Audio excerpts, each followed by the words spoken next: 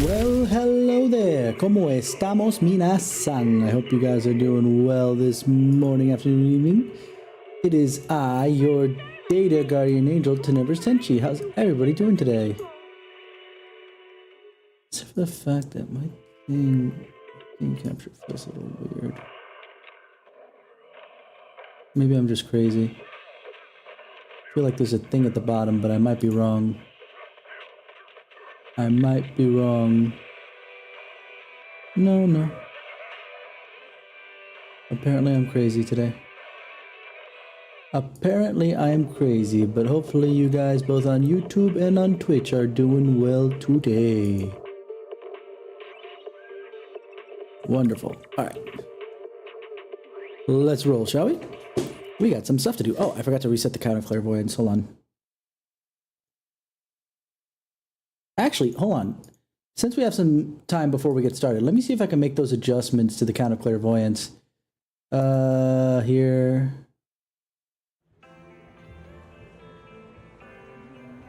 And we will duplicate. We will change this. There we are.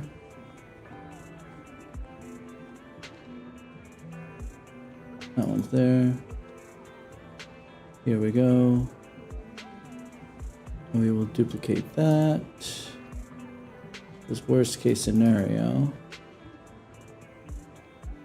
There we are. And that's just that. Okay, so that's fine from there. So let's now do a reset.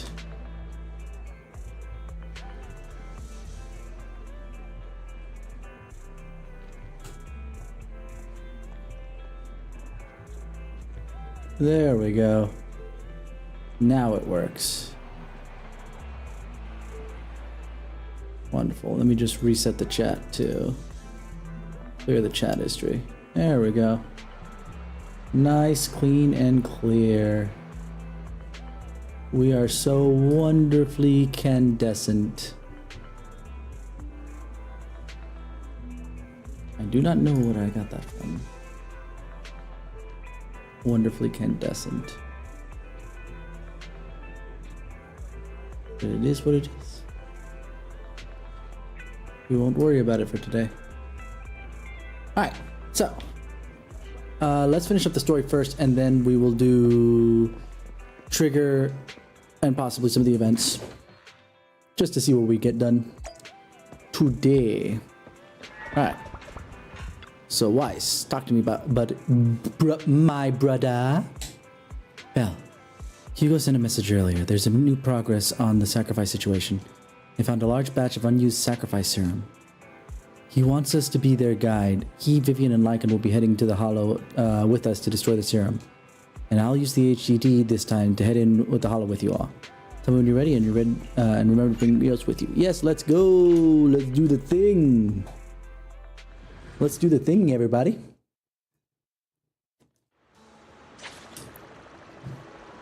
Okay.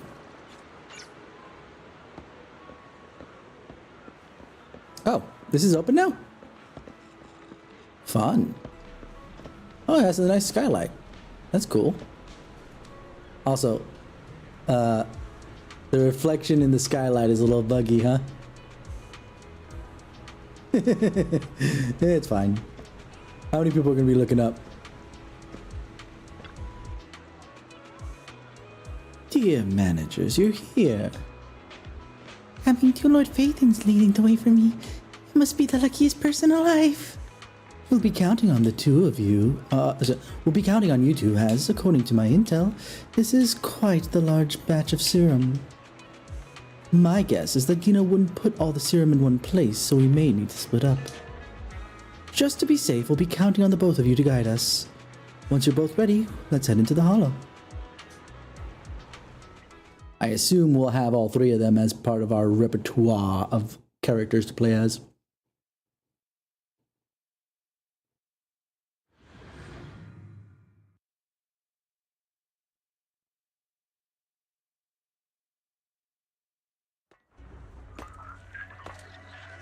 There's Vivian. Landon's stash should be somewhere nearby. Yep.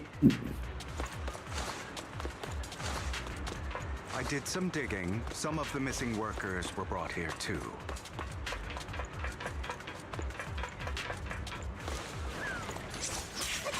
Dina's getting ready to make her move. Don't worry, we'll clear them out.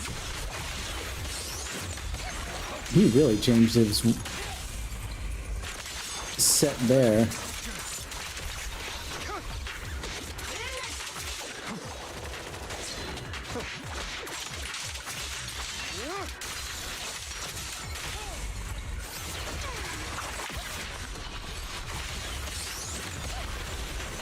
Understood.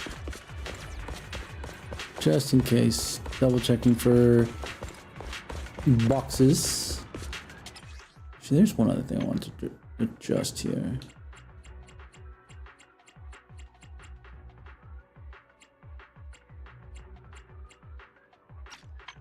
Turn off the motion blur. I don't mind. I don't prefer that.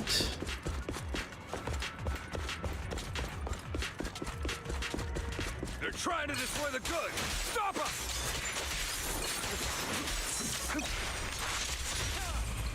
We need to take care of the guards first. No kidding.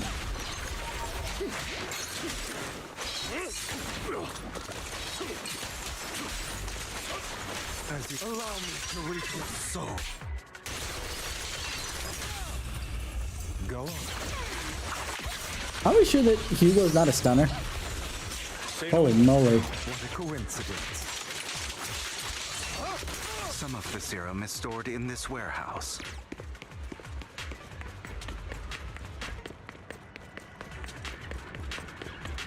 That arm sting still kind of bothers me, but whatever.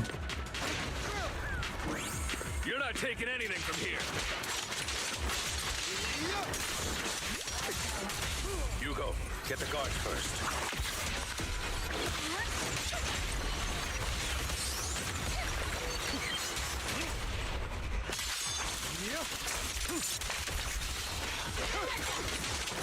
Scram before I get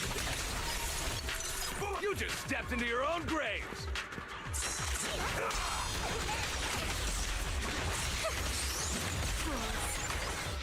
There's between me and Lord Satan. There we go. Understood.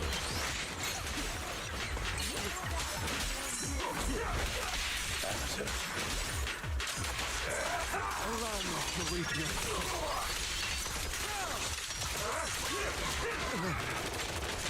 In position.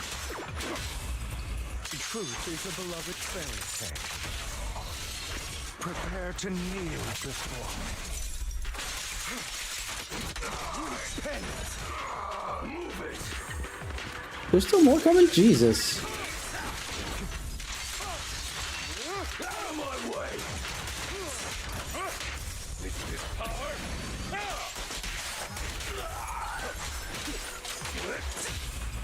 I'll write the ending to your nightmare. Let the party begin. More of Landon's serum survives than expected. Fortunately, since they're still here, it means Dina hasn't executed the final step of her plan. There's likely a lot more stashed around here, and we have yet to locate the missing people. Our actions here won't go unnoticed. Perhaps they're making plans to deal with us on their side. With Landon and likely. Dina's concoctions More combined, than she likely. may be capable of creating a sacrifice that obeys her. If it comes to that, this will get far more troublesome. How about we split up? Hugo and Lycon will destroy what remains of the substance around here, and Vivian and I will go search elsewhere. That sounds dangerous, but okay. Very well. Let's go with your plan. But be careful if you encounter Dina and her people. According to Camille, she's absolutely obsessed with completing her father's dying wish. Who knows that sounds what she may bad. try. Let's part ways here for now. And perhaps the other manager could use Eos to guide us. Yep, that's probably why we got that. Sure. I've been feeling better these past few days, so just follow me. It's only now that I realize how fortunate we are to have two Lord Faithins. Although, I feel like our work's doubled. In the past, Belle and I would only ever work on the same route. Greater power means more responsibility. And in any case, I'm sure the mayor would be able to provide double compensation. He's a very generous person, after all. Right, Lycon?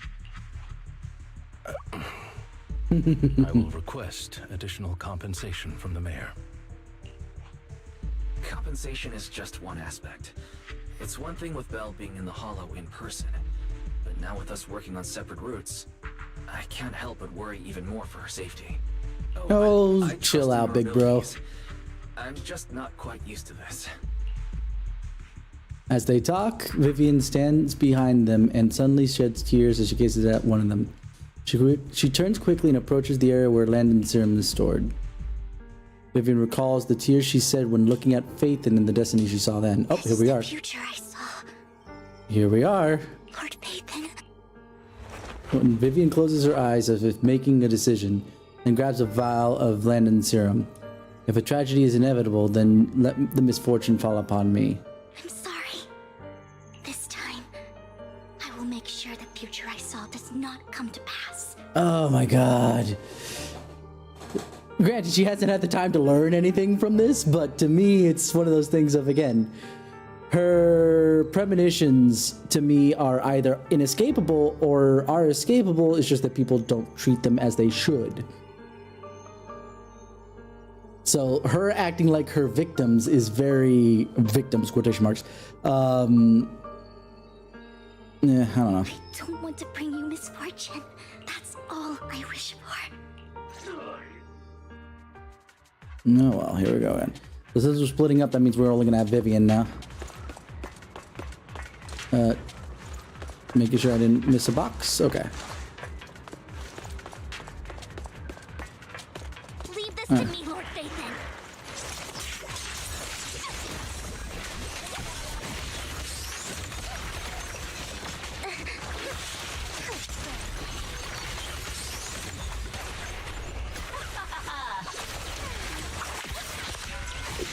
I really do like Robin. It's a fun bamboo.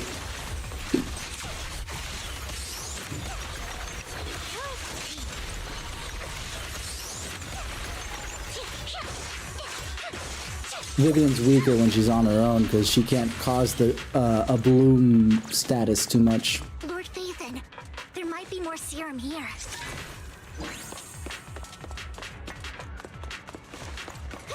How dare you steal from Lady Dina?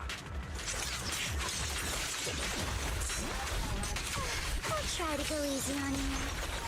You'll promise.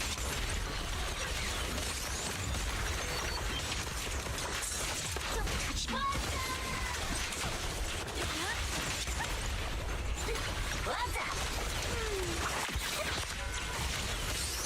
There we go. At least I'm fighting a little bit better with the one-on-ones. The wind is perfect today.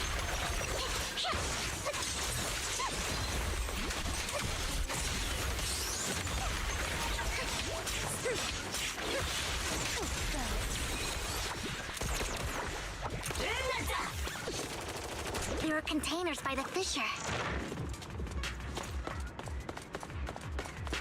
There's got to be some.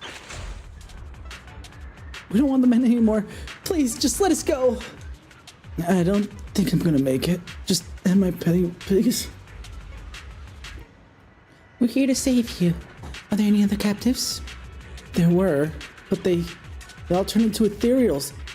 So many ethereals, and they're all dead. Please just let us go. That girl never intended to let us live. My friends will get you out. We'll deal with this. Don't be afraid. You'll be out of this hollow alive. We promise. Really? Oh, thank goodness. Be careful. So many people were brought in with us. They are all there now. All right. Going around in circles about this.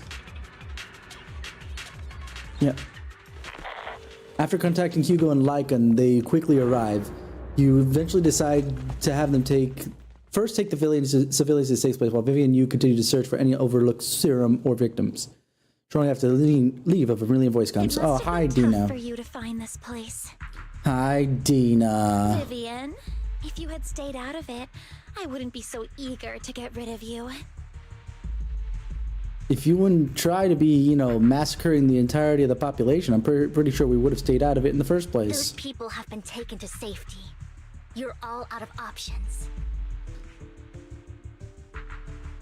I doubt she's out of options, but at the very least, yeah, her options are further limited. They're just mere test subjects. So what if they get away? There will always be people consumed by greed. And therefore, they will come willingly to me. In any case, what are a few sacrifices in comparison to the completion of Father's grand ambition? Do you even know what Father's grand ambition means in the grand scheme of things? Oh, hey, Moth, how you doing? Yeah, it's fine. If you have any questions, I can fill you in for the most part. Dina, you deceived those people. They didn't come willingly to you. You tricked them, just like Landon did back then. Deceived? Father gave hope to those who had everything taken from them by the Hollows. Yes. Vivian, you once Sure. rejoiced at the hope Father offered you, too. Before Father took you in, you were no more than an omen of disaster that no one wanted. It was Father who gave you shelter and a purpose for existing. Do you remember the first time you bestowed a blessing under Father's guidance? How did you feel when that person looked at you with adoration and gratefulness? I'm actually trying to catch up too, so this might actually help my mindset a little bit on what's been going on. So, in this world, it's technically post-apocalyptic. There are bastions of civilization and all that other jazz. Basically, there are things called hollows that are basically pocket dimensions that corrupt everything it touches. Though people can survive in there temporarily for a short period of time before they become corrupted and become the monsters inside called ethereals. That's about it for setting. Now, for story, that would take a longer bit.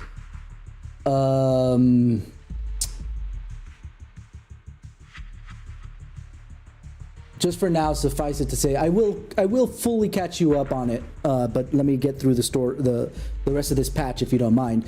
But we are navigation through those pocket dimensions is very difficult. Thus, you need calculated pathways through them because they're like big mazes. It may seem like you could go from point A to point B, but there's a lot of like, you know, dimensional wibbly wobbly timey wimey crazy stuff. So mathematically they have to plot out routes, and those that can do that are called well, the ones that do it illegally, because there's a legal nature to this, are called proxies. And we are a pair of sibling proxies trying to find no, because again, it's helping me kind of like wrap my head around what's been going on lately, and so I'm not completely lost myself. Trying to find out what caused the hollow disasters in the first place. And right now our teacher who taught us mostly how to do this math stuff and about the hollows and whatnot has been blamed mostly for the biggest hollow disaster, and basically is the biggest criminal on the planet right now. But at least the siblings are confident in the fact that their teacher wasn't the one to cause it. So they're trying to find the root cause. But that's going to be like the generic right now, to which I will go ahead and fill you in more on it later, what's been happening in more detail. But that's basically like the setup, let's put it that way. We have the way the world works at the moment and the current goal of the main characters, which neither of the siblings are here on screen at the moment. That was the first time you felt hope. Like your existence had a purpose, right? Oh no, she's starting to talk like a cult leader again. Wonderful. Don't forget that it was Father who, through what you call deception, gave you hope. Yes, and hope through deception is still freaking deception, Dina.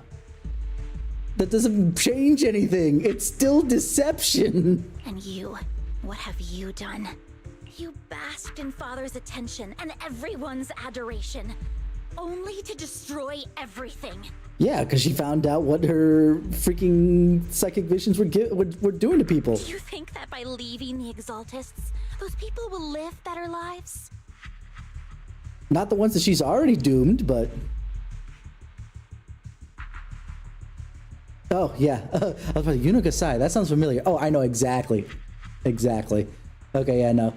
Yeah, no, she's a little not right in the head. Of course not. Those who suffered under the Hollows will only continue on as walking corpses, without the hope Father gave them. Do you really think you're some sort of savior, Vivian? I will point out, Dina, that you're not saving them either.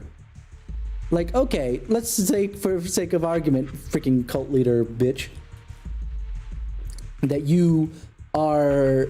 she's not saving them by, you know, alleviating anything about the Hollow disaster. Fine. But are you doing anything either? Because I don't think so. In the end, you're just an ungrateful brat who brings misfortune to those around her. It was you who destroyed everyone's hope. Just as a point of order of why she's able to kind of manipulate Vivian into feeling bad about this, all of her premonitions, psychic visions that I've mentioned thus far, they all basically spell doom and gloom to whomever she has them for. So basically, she's almost like Cassandra to some degree, as if people believe that she's the predictions that she has. The only difference is that, and Cassandra from Greek mythology, in case you're unaware, Cassandra made premonitions that no one believed, where she makes premonitions that no one wants. And as an extension, she is vilified for her predictions in the first place. Bruno from what? Because I know that you're trying to avoid your, autocorrect, but for some reason my brain is only going to the Sacha Cohen movie, Bruno. Oh, Encanto, yes, exactly. That's exactly what she is right now. Except that we have no evidence right now, to be fair, that Vivian's, visions can be, are said with, like, I'm trying to remember, because Bruno, I remember specifically, the one that I remember most specifically that was a negative thing that they took as Bruno trying to ruin things, but really wasn't. He was just trying to make his sister chill out, was the rain on her wedding day bit, and he was just like, look, I just didn't want you to stress out that there was going to be rain and stuff, so I decided to tell you in advance that it was going to happen. There's no evidence of that because all the misfortune that she predicts ends up with the person maimed or dead. So it's hard to tell whether she's doing this, if any of that could have been avoided or not at this moment. I think it can be, personally, but Dina keeps shoving down her throat that she just brings misfortune. Many people do. And only we have been the ones who have been, more kind about it. Granted, she hasn't predicted our misfortune to us yet. She has. She's predicted it twice thus far, but she's been hiding it from us. Not everyone wants to live in false hope, Dina. Thank you, Vivian. You say it's because of greed that people willingly become your sacrifices. It's because of desperation. Perhaps those people aren't entirely virtuous. It depends. But that greed is just wanting to live a better life beyond the Hollows.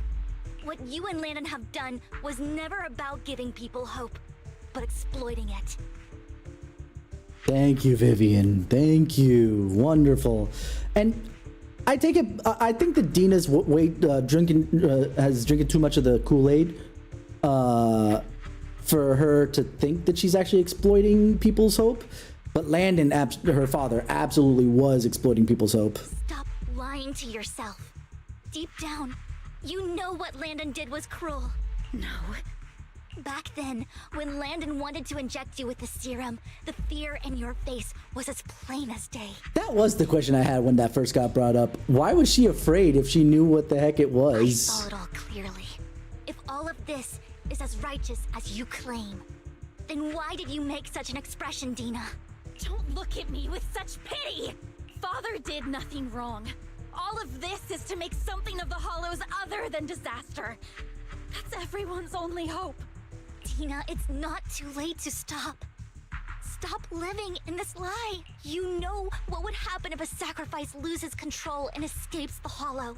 It's not the Hollows that are to blame for those people's deaths. Also, the ethereals, i.e. the monsters that people become when they become too corrupted, actually cannot leave the Hollows, but the sacrifices that they're trying to create are, I guess, more stable and can actually leave the Hollows, which is actually a scary thing. But the hope you keep talking about, that will cause more despair and claim more lives. Maybe not in the short term, but definitely the long term. That is merely the necessary sacrifice to accomplish a greater goal. No one deserves to be a sacrifice. I hate the fact that they're talking about sacrifice and the sacrifice, capital S. It's confusing. Your hypocritical magnanimity disgusts me. Is that how you pronounce that? I thought it was magnanimity. Whatever. I can always go and get more test subjects if they've escaped. And I will be able to replicate Father's serum with enough time. Everybody would With be able you to. gone, I'll be able to complete Father's gift to the Creator and fulfill his last wish. Camille, release the failed subjects. I.e. the ones that turn into ethereals. Lady Dina. Camille, are you going to do what you did before? You keep saying you'll follow the Creator, but it's all lies. How about you do it yourself, Lady Dina? The Hollows took my family from me. I understand that there's no way to get back what I've lost. It was Lord Landon who told me that the Creator would guide me. One day, Hollows will no longer be disasters. Everyone will be able to survive inside them. I see where this I look was. forward to the day when this hope becomes reality. I watched you grow up, and I know that you've always looked up to your father. He gives you hope, and I destroyed that hope with my own hands. Accidentally, sure. I know the pain of loss, so I've always felt guilty. I want to atone for the hope I destroyed. But Dina, I don't want to ruin more lives, and I don't want to continue watching you destroy yourself. Vivian is right. Not everyone wants to live in false hope. Finally. So, please, stop. Gosh dang. Okay, so we have an ad rolling really quick, so I'm just gonna yap about this until the ad comes down. But yeah, the fact that these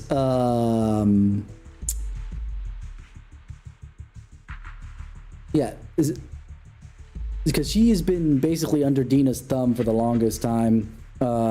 And I get that some of it is guilt for accidentally killing her father, but by the same token, it's so frustrating for her to be basically doing all this stuff, and finally she's kind of coming out from under Dina's thumb for like a minute or two. You know? But it is what it is. We'll deal with it as things go on, as they go. But yeah, that's what I'm looking forward to.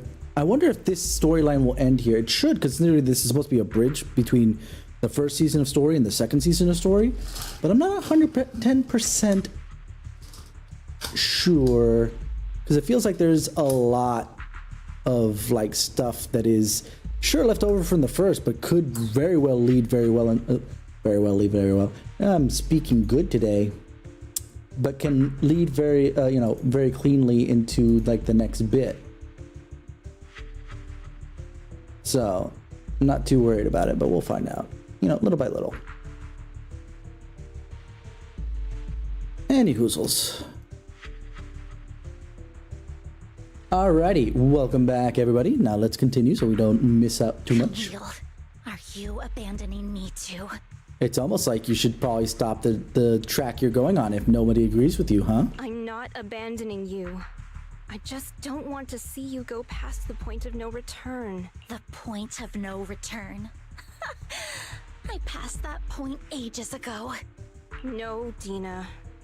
You can still turn back. Sunken cost fallacy. I'll be your way back. Where are you going, Camille? I made a deal with Hugo and the mayor. If someone needs to take the fall for this, let it be me. Oh no. I did it. All of it. I've been forcing Landon's only daughter, Dina, to research how to create sacrifices. Let's see how much Dina actually cares about Camille, because she kept like guilt tripping her, saying, you did this, you did this, you did this, you know, killing my dad thing. Are you sure you want to, yada, yada, yada. But now Camille is going to take the fall for Dina. Does Dina actually care? Or is she like, sweet, I have a cover story. Now I get to keep working on this shit. I colluded with the Ravenlock family for my own gain. Everything Dina did was under duress. Since I've kept her captive for so long, she doesn't have the skills to survive as an independent member of society. She'll need Never a mind. caretaker and teacher. Even if she can get away with it. Someone who will look after her and educate her. Mm-hmm. No! I refuse, Camille! I refuse to accept this! Yeah, this is less her caring for Camille, because I think it's because of that last line where Camille said, yeah, no, she has no idea what she's doing, so she needs to be kept under basically lock and key. Dina, I'm going to dispose of those failed subjects. I won't allow it! You'll die! I won't allow it! You can't leave Never mind. me. I command you! Maybe she's starting to feel something. Like at first it was debatable, but now if she's going there to dispose of the subject where she might die, and Dina's like, no, you're supposed to release it on these guys. Always followed my orders, and you will follow them now! Although that line sounds a little bit. Wasn't Now I'm your flip-flopping on whether or orders not. that I've been following. My younger sister, who was stolen from me by the Hollows, also had such beautiful red hair. Oh dear. When Landon told me the Creator could bring me hope, you were standing there, right behind him. I was certain, then and there, that this was the hope the Creator had given me. Start over, Dina. You still have so long, so much time. You'll make friends, find people who love you, and make many beautiful memories. That's not... The voice acting is not what always I so on want. top. Camille, you're not allowed to die! I won't allow it! I won't allow it! Why is the voice acting always so peak and freaking zenless? I hate it. Don't make me feel for this bitch who is treating Vivian so poorly. I don't like it. I don't like this. Goodbye, Dina. And I'm sorry, Vivian. I'll leave the rest to you. Camille resolutely walks towards the fissure. As Dina stares after her disappearing figure, after a moment she also walks forward. Vivian is about to stop her, but Dina uses the controls to open a container door. Ethereals surge out, blocking the path. Let's take out these ethereals first. Nope, We can't let none of Camille's that. efforts go to waste. Keep my dress sturdy and you'll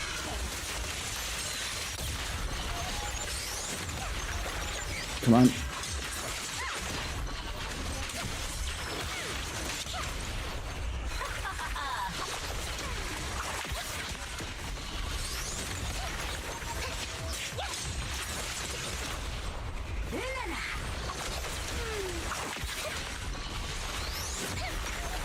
Let's go after Dina, Lord Bathan.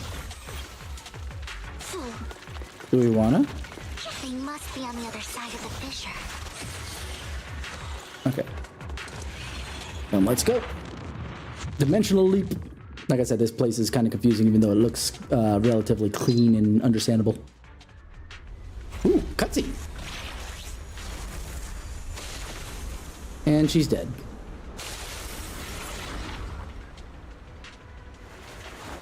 Please don't go more Unigasai. Oh, is that it? Are you That was a week. satisfied now, Vivian? Why are you blaming Vivian for this, bitch? This is why I hated her.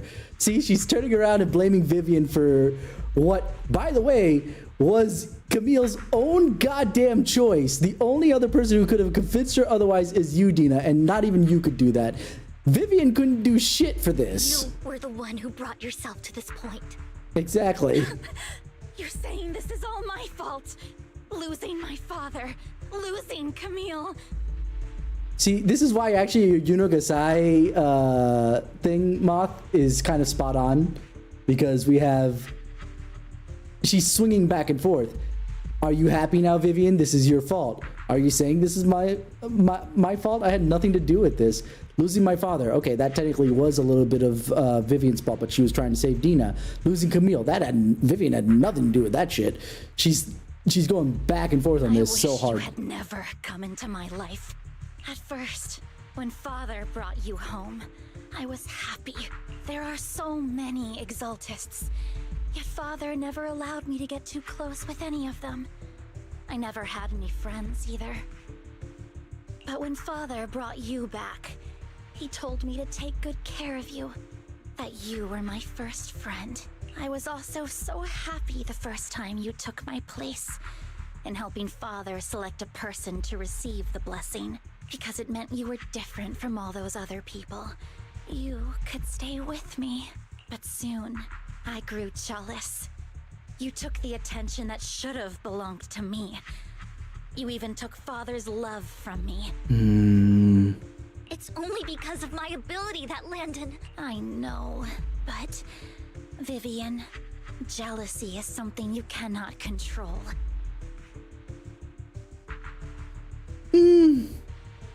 Right, to a degree. You can't control jealousy. If you feel jealous, you can't really control it. But you can control what you're going to do with that jealousy, whether you act on it in a very negative way or in a positive way. Of course. The same goes for fear and hatred.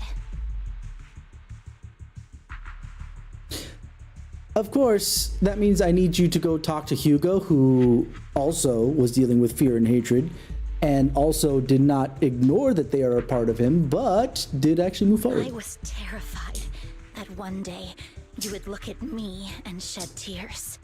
I knew if that day ever came, Father would not hesitate to force the blessing upon me. That tells me that your father's a dick. And when that day did come, I hated you for causing my father's death. Tina, you knew everything about what happened back then, so... Why are you still defending Landon? And why didn't you tell me back then? If I had known earlier, maybe I could have found a way. Because it's the only thing that makes me more special than you, no? It proves I had Father's trust. I was more useful to him. Oh boy. Vivian, you said you wandered without a home ever since you were young, hated by anyone you encountered. Were happy to gain recognition from everyone and help Father when you were among the Exaltists. But in the end, you discovered you were being used, so you felt betrayed and hurt. Maybe then you should have come forward with it from the start and she wouldn't feel so betrayed and hurt, huh? Then, what about me? All I ever had was my father. I've never known a life outside of the Exaltists. Ever since I was young, my only purpose was to help Father select who was to be blessed. The only purpose I had was my father and the Exaltists. And there was your problem. You didn't try to find, especially when Vivian freed you up. Hey, Chaos. There's your main problem, because basically, okay, while you were still important enough to make the selections for the blessing, that's one thing.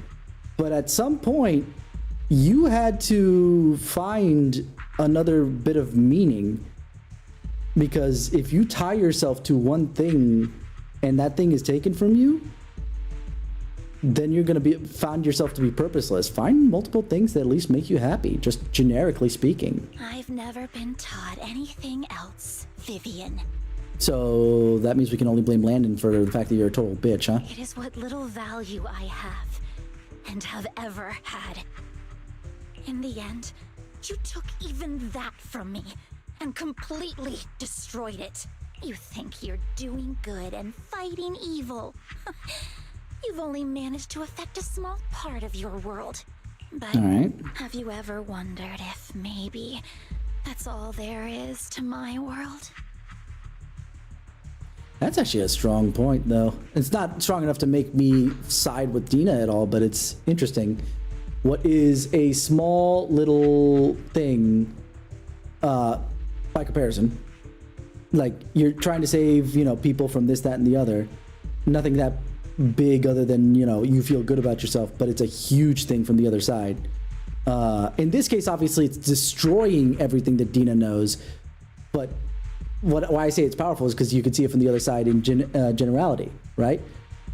Oh, you're only affecting a small little part of your world, but to the people she rescued, they rescued the entirety of their world. So that is a big thing. I never wanted to hurt you. You were also my first friend. And that's why I wanted to save you back then. Always, you have to think about what the other people are feeling from the other side. Save me? You and Camille all talk about saving me. Why don't you understand? To me, loss is so much more painful than death. Tina, you can start over. Everything Camille did was so you could live on. Let's leave the Hollow together. There are so many amazing places in New Eridu. This time, I'll take care of you. I've also met so many amazing people. I'm sure they'll love you too. Okay, Dina? Will Dina accept this olive branch or not? Vivian, I can't forgive you. And I don't want to forgive you. Well, I have nothing left. If what little hatred I do still harbor were taken from me, well, I refuse to be so pitiful. Hugo, please come here and talk some sense into Dina. I'm pretty sure you probably could. Apologize, Vivian. That's not what she was asking for. Dina closes her eyes and injects a vial of the serum into her own arm.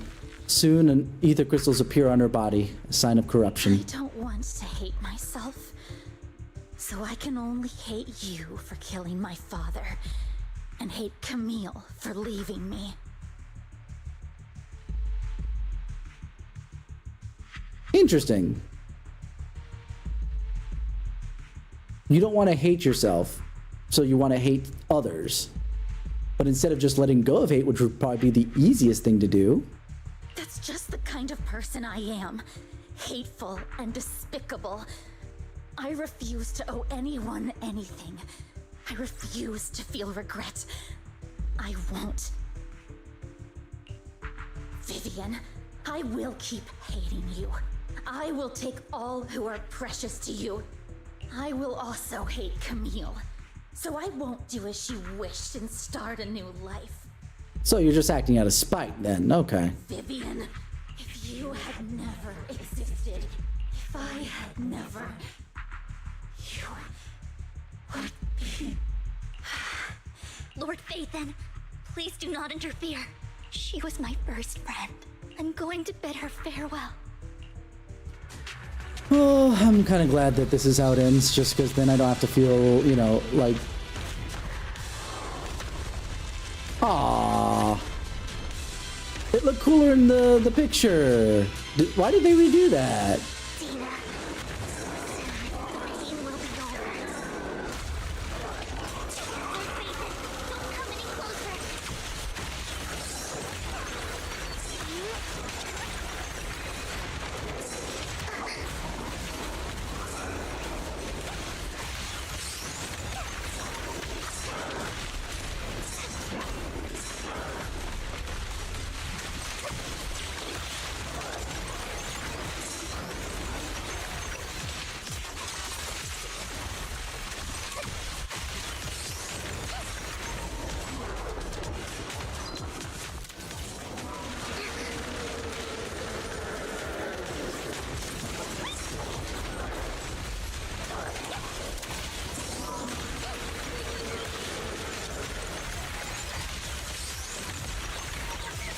Please. I hate fighting with only one character. Especially one like Vivian that kind of requires at least one other character to bounce off of.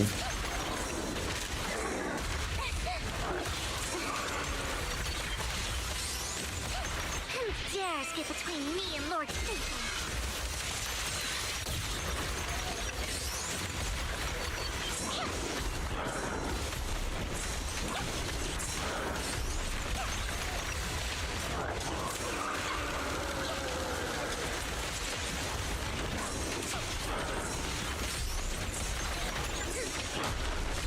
Oh gosh.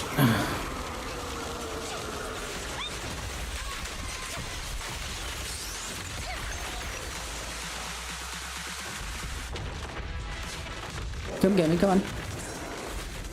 You're bad at this.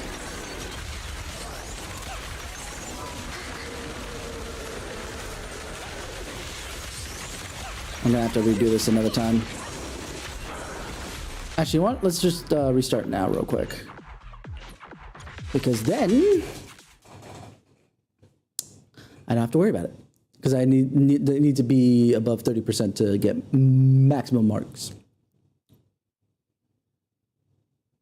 But yeah, I'm not liking fighting only with... Oh, are we starting from back here again? Okay, well, whatever. I'll just skip the story scenes.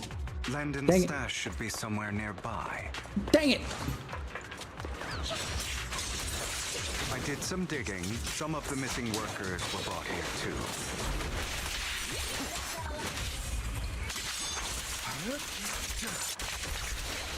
Dina's getting ready to make her move. Don't worry, we'll clear them out.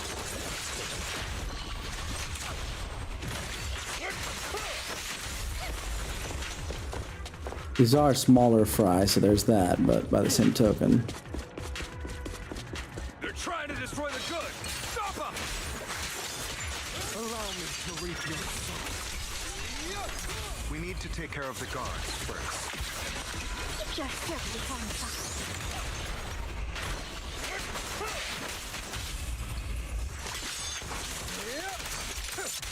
Some of the serum is stored in this warehouse. My turn. Okay, hold on. Let me destroy these things here.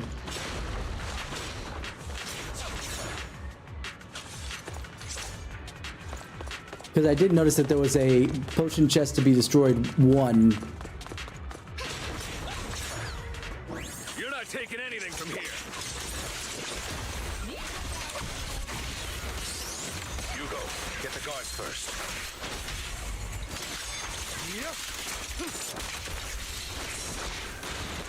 Scram before I Come on. You just stepped into your own grave!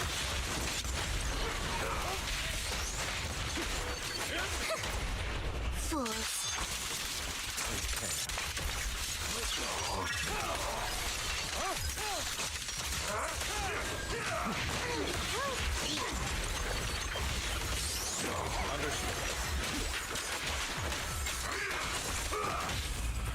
I'll write the ending to your nightmare.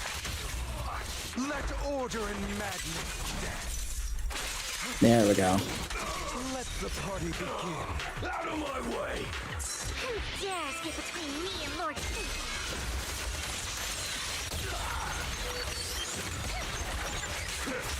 I'll bite your throat out!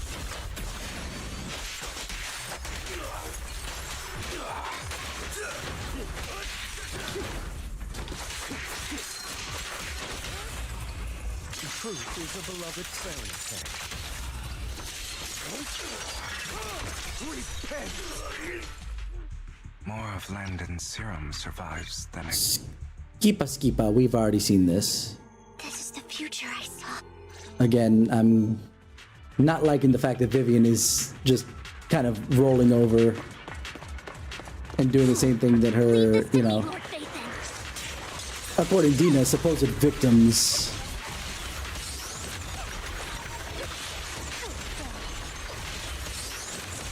Bye, Hugo, by the way, until I get you in the next... When is the next banner supposed to be coming, Chaos?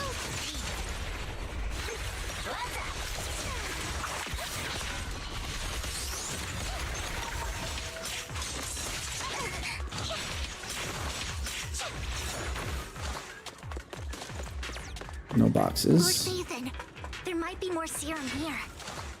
Okay, there's that one.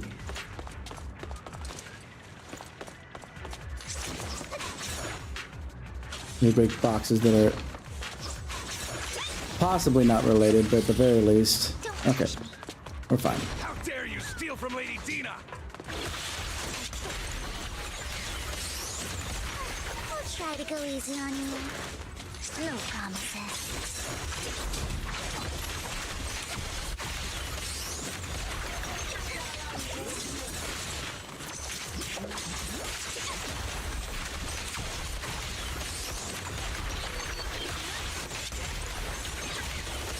I wasn't sure why he wasn't taking so much damage. That was weird for a bit. There are containers by the fissure. There's got to be something inside. Let's try opening them. Alright, so here we are. Okay, can't skip it the usual way. I have to just kind of mash A. Skipper. Where are you going, Skipper. Camille? Let's take out these ethereals first. We can't let Camille's efforts go to waste. Ambush!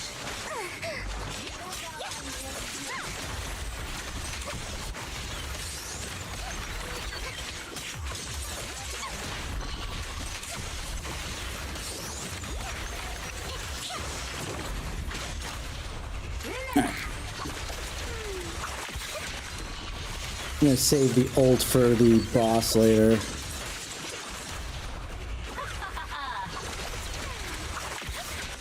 Together, Lord Satan.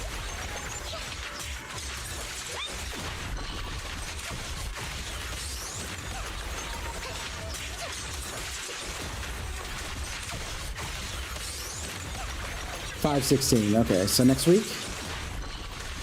Let's go after Dina, Lord Satan. Next week or the week after? No, I'm thinking about it. Okay. Now we definitely have Skipas. Are you satisfied? Alright, let's fight.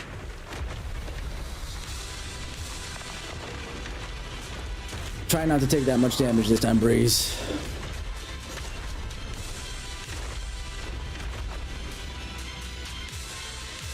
Dina, soon the pain will be over.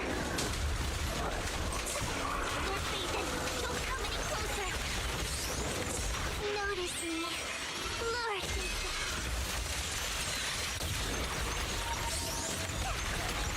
Actually, really funny, Moth. You said that freaking Dina had a Yunagasai face, and we have freaking Vivian here who does the Notice Me Senpai bit.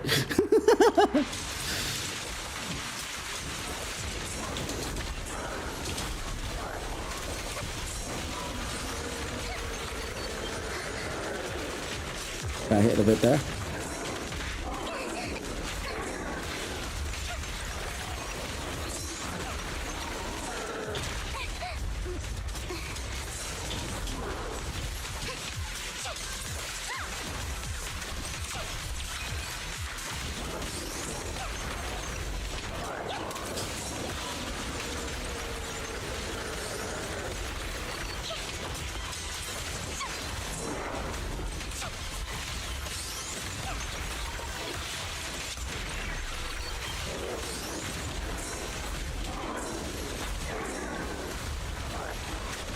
Gotten some good dodges in, which is great.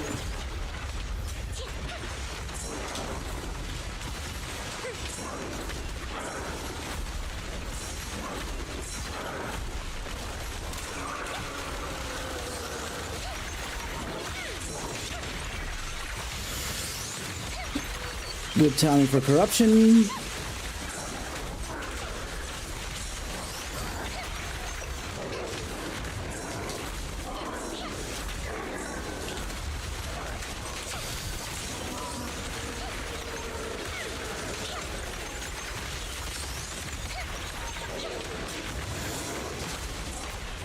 Ah, shoot. That's fine. Dares get between me and Lord Satan.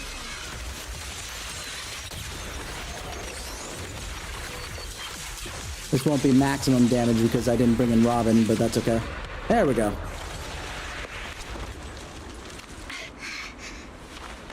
She's crying tears. Behind you! That's a strong umbrella. What happened? What the? What just happened? Vivian! Belle, don't come near me. This is my own choice. She did what now?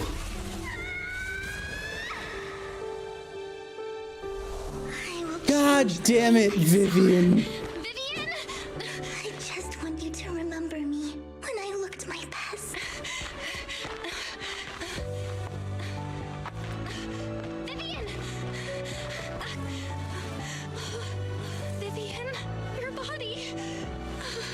I'm sorry you had to see me like this, but I don't want to be the one that only brings misfortune anymore. No, please. No. It's so warm, and the night is beautiful.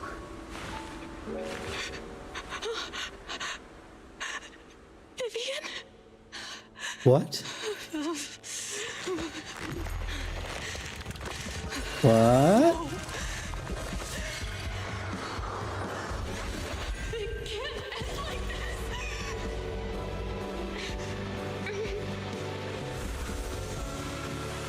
What is happening now?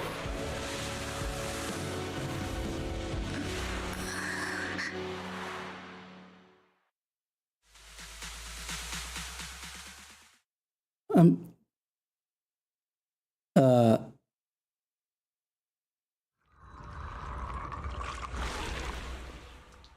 I'm more than a little confused now. And a little emotional. Okay, hold on. Let me play the ad before we continue, and then also read what the heck Chaos put there. Okay, first, I mean, it looks like not... Okay.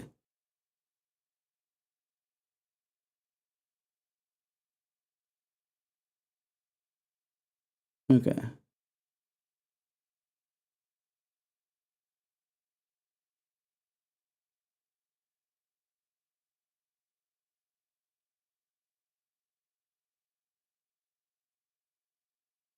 Tail through looking graph. Okay. All right. We'll see what happens. Oh boy, that was actually very well animated and acted, because I just felt a lot of emotion going through there. Let's just say, woo boy. Also, Vivian, stop trying to do that, because that is probably exactly what the people who thought you brought misfortune did. They try, as much as I was saying they probably didn't do much, they probably also did try, and it just failed because they were overemphasizing things. Let's see. It feels as if you had a long dream. Okay. But what do their eyes have to do with healing corruption of all things? That would have been super useful in a couple cases. Maybe it was just because we caught Vivian super early? Huh. I'll have to think about this more. Either way, for now, it feels as if you had a long dream where you saw your teacher again with her familiar smile. But soon the environment and your teacher both dissolve in the water like behind a misty curtain, blurring then vanishing. Belle, you're scaring me. Belle, I'm so glad you're awake. How many days has it been? What happened? I remember Vivian and I... Oh, Wait, also... Where's Vivian? She injected herself with Landon's serum. Moth from before. These are the two proxy siblings. So obviously the one I'm playing as is Belle for funsies, because I do like girls with blue hair. So I figured I'd just play as Belle. Plus, playing a little bit of Star Rail before told me that, you know, romancing is not necessarily a thing in these games. So I figured, whatever, it doesn't matter. And then there's her older brother, Wise. Hugo and Lycon brought you out of the Hollow. You were in a coma and... I'm so glad you're safe. Thank God the voice actors are putting out their freaking S-rank game, because the models in these kind of conversation stuff, unless they're prepped, do not convey like anything by comparison. And you said Vivian used the serum on herself? But she looked fine to me, barring a couple of scratches. Hugo sent a message earlier saying he got her checked over, and she was alright. Can you recall what happened? The situation was dire, so Vivian used the serum on herself to defeat the ethereals. I saw the crystallization process starting to occur, and then I can't describe it, but I think I saw something. At the time, all I was thinking about was wanting to remove the crystals from Vivian. I don't even know what I did. But then I passed out, I guess. What happened after that? When I led Hugo and Lycon there, it was just you and Vivian lying on the ground. We didn't see anything else. Never mind that for now. Belle, do you feel any discomfort? Just a bit dizzy. For tonight, just get some rest. Hugo and Vivian said they'll come over tomorrow, Hmm. so we'll discuss everything Many then. things to think about, huh? Okay. Good night then. This time, there are no strange sounds or sights in your dream. You sleep peacefully throughout the night. Shortly after you wake, Vivian, Hugo, and Lycan arrive at the video store. Lord Phaethon! How are you feeling? No headaches? Leg pains? Heart palpitations? Loss of appetite? Chill, Vivian. Vivian? I was just so worried. Sorry. Vivian, we should be the ones worried about you. You're the one going through goddamn corruption. Anyway, Lord Phaethon, I'm so glad you're okay. What happened this time was all my fault. Not the entire thing of it, but that last part, yeah, no. Take responsibility. No, You okay, only fine. became an ethereal to defeat Dina. If it weren't for you, neither of us would have made it out alive. So, what happened? Belle said she saw the crystallization process start, but I didn't see anything through Eos. Hugo, Lycon, did either of you guys see anything strange? Allow me to explain. Yes, Master Lycon? Miss Vivian told us what happened after she awoke, and the mayor arranged a full medical checkup for her. Based on the results, Miss Vivian indeed shows mild corruption sequela. I'm sorry, that's a new word. Also, welcome to those who might be new in chat. If we see words we don't know, we look them up so we can either make use of them in the future or at the very least. What's sequela? After effect of a disease, okay. Oh, thanks. I totally needed to see sequela of certain diseases right now. Ugh. That's gross. Yeah, pathological condition resulting from a disease, injury, therapy, or other trauma. Okay. Nice to know. Very nice to know.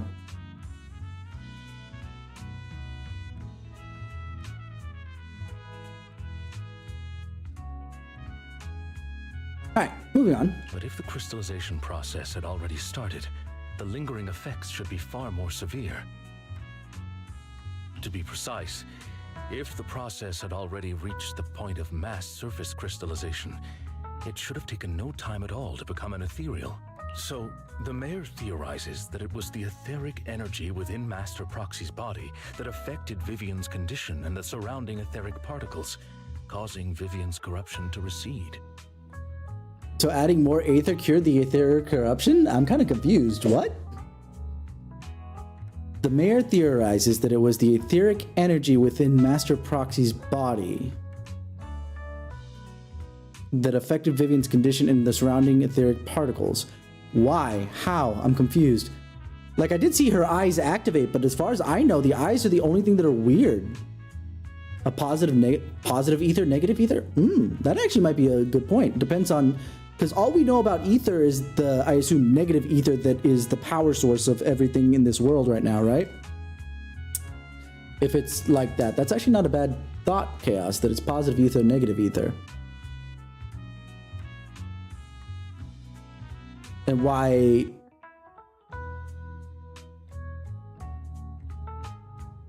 Huh. So I assume those that are highly resistant to ether corruption have, assuming that there is a positive and negative ether, like not only like positive and negative charges in batteries and whatnot, but even like taking another technobabble show in Star Trek where you have matter and antimatter reactions to do the warp drive stuff. So the ones that have actually stronger affinity, well, not affinity, but like strong ether resistance, have a much larger positive ether to, because, and why their teacher was blamed because somebody out there clearly was is banking a lot on this negative ether stuff, and if we can get rid of it using the positive ether, yeah, that she might have been taken away in that regard. It's a way to kind of hide the solution if somebody's benefiting from there being no solution. I'll have to think about it some more. Let's see if we get some more information. Essentially, corruption is a reaction between the etheric particles inside the body and in the surrounding environment. Okay. Therefore, it's not necessarily irreversible, just that currently our mainstream method of defense is prevention. Oh no, this is oh god, this is gonna make me feel bad for a while, isn't it? This reminded me, in Final Fantasy XIV, granted it's not the same, but there's an idea of tempering, where you basically do anything in regards to a fake god, etc. And initially it was considered that you could not be saved from such a thing. And later on, it was found that we could save it, but it took like going to a different dimension and a bunch of other things that caused it to be fixed. So we killed people because there was no way to save them when there was clearly a way to save them. I wonder if it's the same here. Am I going to feel bad for, ethereals that we've killed that we could have saved them? I guess it depends on how far the things progressed at the moment anyway. How come I didn't know I had this ability? How's it even possible for me to influence other people's etheric particles?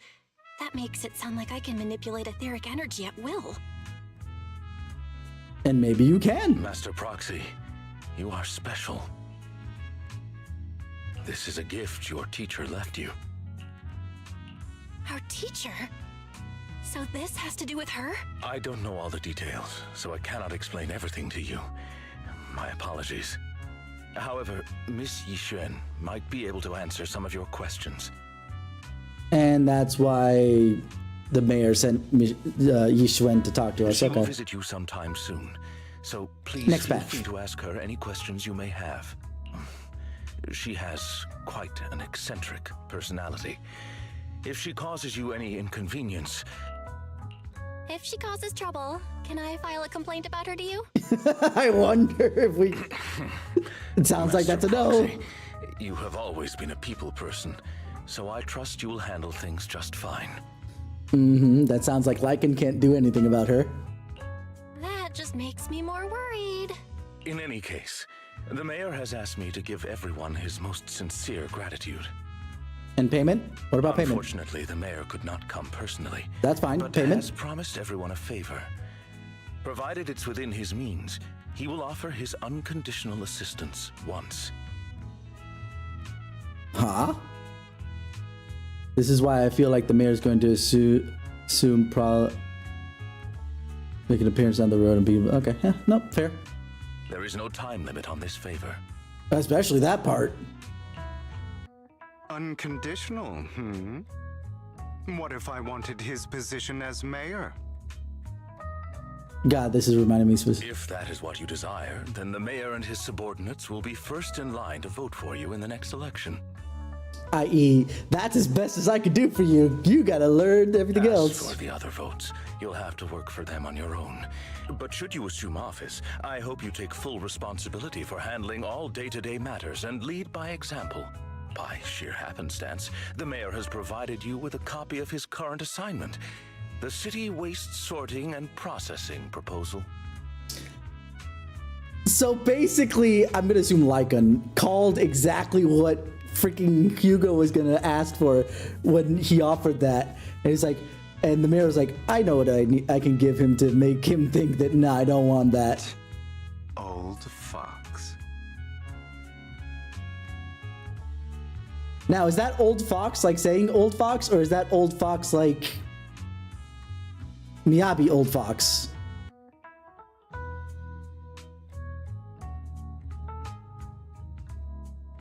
What did I say that counted as clairvoyance? I'm curious before I add it to the counter.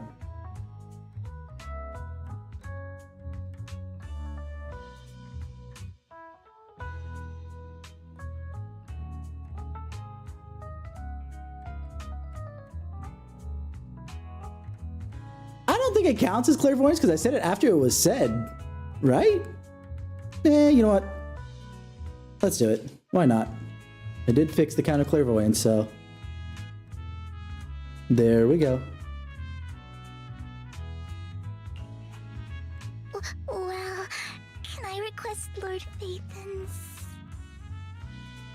Can you make a request to the mayor about me? The mayor imagined, you might ask. Why is the mayor so good at I this? have prepared all the necessary documents, and the ceremony expenses will be covered by the mayor as a gift. As long as Master Proxy agrees, we can sign and process the documents immediately. Oh my god! I have more questions as to why the mayor already knew that Vivian would ask for freaking Belle or Wise, depending on who you're playing as, their hand in marriage. And by the way, assuming that it is whoever the player character is that she wants to marry, because it might be that it's always Wise for sake of argument, but let's just say it's not. This world allows gay marriage, by the way. The mayor is very open-minded and I love it. Let's go. Or at least the city is, if not the mayor. But this matter requires mutual consent and cannot involve coercion, confinement, or one party's lack of consciousness. This is funny because I actually went to go basically renew my passport to some degree, and it happened. The passport area happens to be like right next to the wedding stuff area, and some of the questions are kind of like that, and it's just like, why does that have to be said? Oh, right, because that does happen on occasion. Fuck. Stop! I would never do that to Lord Phaethon. Probably. What was that, Vivian? At least not today. What was that, Vivian? As for you, Master Proxies, the mayor has some sense of what you desire. That said, he hopes you might speak with Miss Yixuan first before you decide the timing of that favor. At the very least, all three of them haven't expended. So if there's a favor for each of the three of them, technically the four of them, but I'm sure that Phaethon would act as one unit, right? That means that all three of them still have their three. It's 3 wishes. Is he a freaking genie? If he doesn't look at least partially of Arabic, I'm gonna be very disappointed. Maybe he's gonna be greeny and want both. Oh, that's a good test. How open-minded is this city? Because clearly they're okay with the gay relationships, because there's hints toward a lot of this stuff without being too overt. Because they're trying to keep relationships just in general out of this. We don't see any romantic anything, but there's a lot of hints toward stuff. Astra and Evelyn. Anyway, but how open is this city to polyamory, I wonder? Anyway, Hugo and Lycan are still bickering. Why? And Vivian sits to one side, eager and anticipatory. As always, you could smell the aroma of noodles from the neighboring noodle shop and hear snippets of Elfie's music from her store. Thank goodness. Time goes on, but there will always be friends by your side. After eating, Hugo, Lycan, and Vivian take their leave. Belle, you feeling all right? Lycan said that you could control ether particles, and it was a gift from our teacher. I keep thinking about it. I assume that both of you can, because both of you are able to, right? And that Miss Jizhuang, we should investigate her. But let's not talk about that for now. You've only just started to feel better. You should get some rest. I'll be there with you whenever that whatever happens in the future. And I assume that's the end of this patch. So we will do the trigger thing as soon as I sleep. As soon as I slips. Thinking back on it, a lot sure has happened recently. But can I really control etheric energy? If this is a gift our teacher left for us, then doesn't that prove that her research was focused on mitigating the damage hollows have done on humanity instead of, you know, wanting to do all of it? Okay. Perhaps this can serve as evidence that she was innocent. Yep, but I don't feel anything yet. It doesn't feel like I have any special powers. Your thoughts are all jumbled together and your mind feels heavier and heavier. You drift off without noticing it.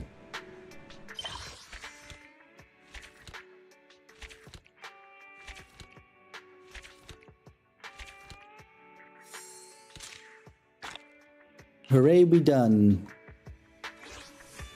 New Eridu continues to coexist with the sacrifices, and neither daily life nor hidden crises ever cease. New stories and the distant horizons are surely exciting, but one should also cherish each passing day, present or past.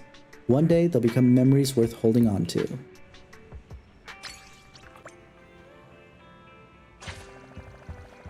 Oh, there is still a red one. Alright. What's up, Wise? Belle, someone calling herself... Wise, you know who that is! Anyway, Yizhuan is here for you. She's dressed like one of those masters of the mystic arts from those movies. Do you know her? She saved me in the hollow. I do. She saved Vivian and I when we encountered some ethereals before. Wise, do you remember what the mayor said before? That he'd bring in a Void Hunter ranked special investigator to help us adjust to our ether aptitude? Yizhuan is that investigator. I see. No wonder she has such a unique presence. According to her, we have good feng shui. You do? It feels a little messy in here. But whatever. And 6th Street is geomantically blessed and a good place to live too. That makes sense. Really?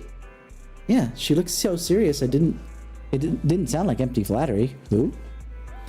You weren't here when she came in earlier. I asked if she wanted to stay and wait, but she wanted to take a look around, and you could talk once you were free. If you have any time now, you should go find her, Belle. And away we go. That sounds less like the Yizhuan that I met. Granted, it wasn't for very long, and more like the other character. Oh no, it is Yizhuan. Hello.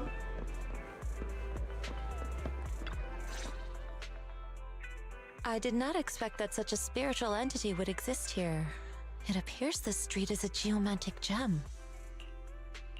A spiritual entity? His name is Howl.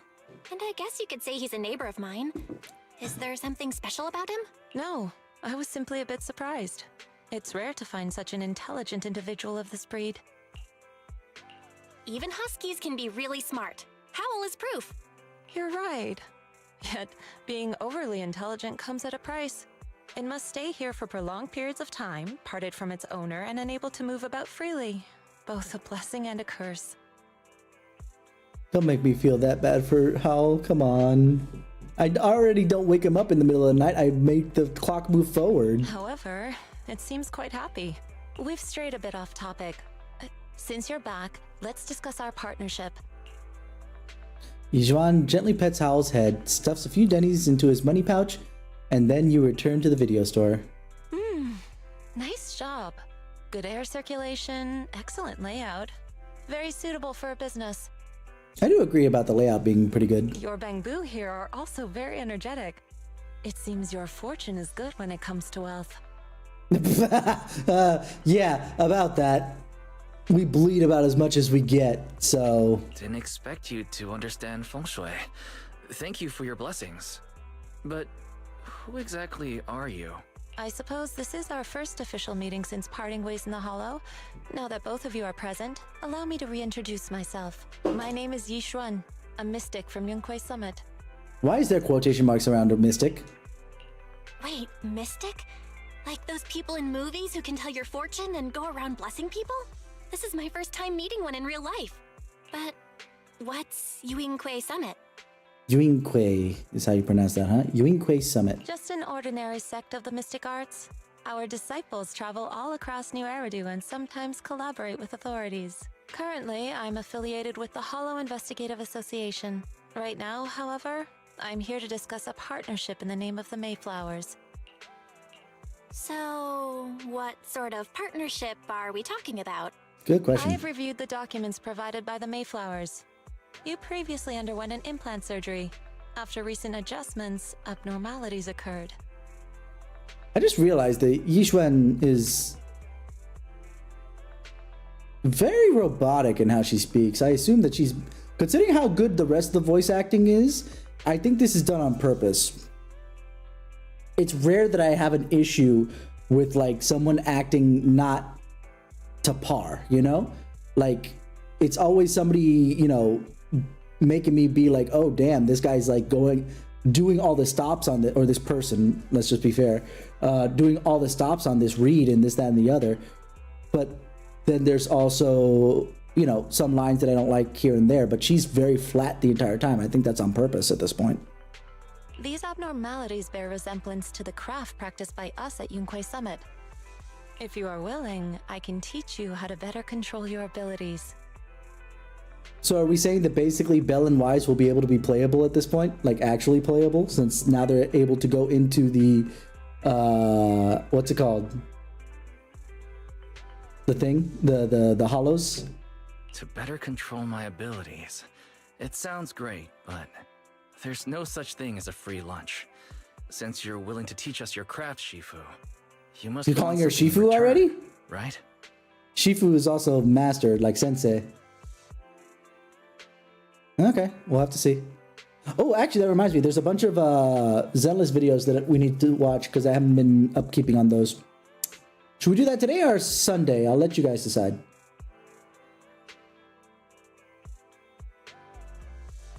That's right. Mayflower will have you join me for some investigations. Looking at my divination results, this will be a complicated and very likely dangerous matter. Divination, oh my god. The last time I heard about divination stuff was specifically with Lady Fu and stuff like that. He's still going over the details, but should have more information for you soon. You can wait until then to decide. So she just leaves? Oh no, never mind. Also, the bird is still on her shoulder. That's cute.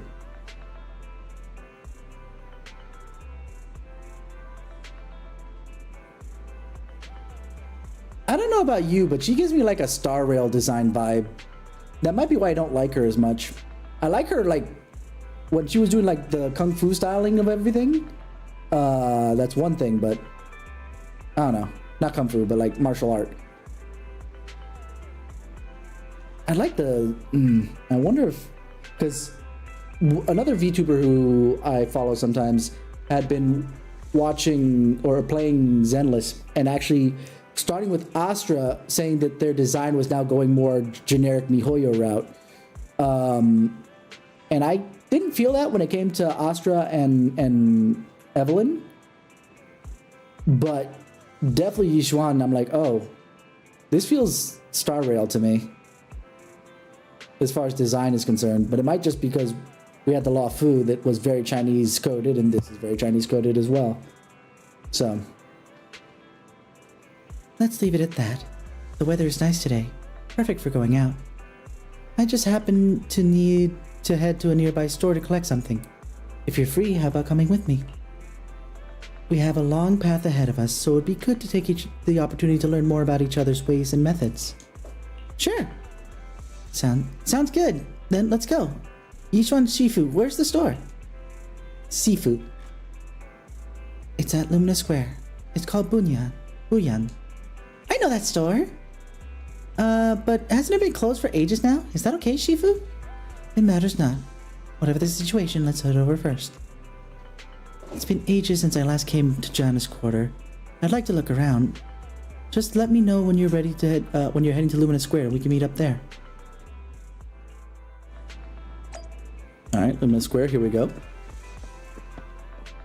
Let's just run that ad while I'm heading over to Lumina Square. And I'll take it the long way to make it fair.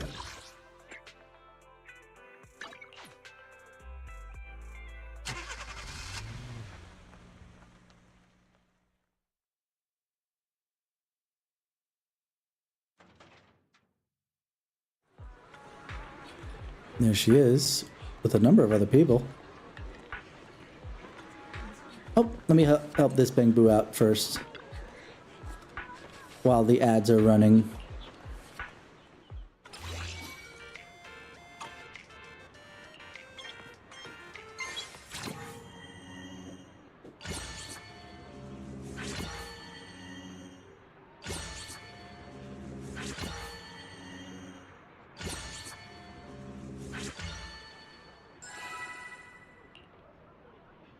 Wonderful.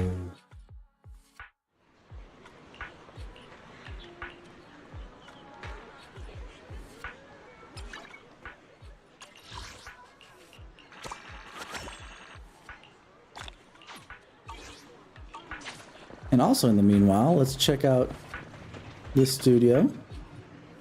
Take your time and look around. You're not looking for something weird, right? Like rainbow-colored black? That reminds me of a sketch.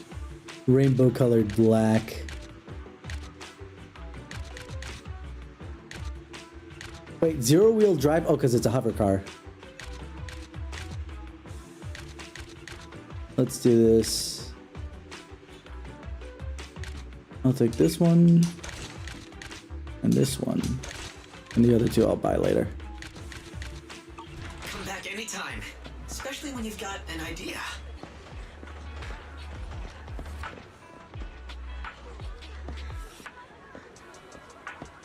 I have a feeling that she usually does divination for people.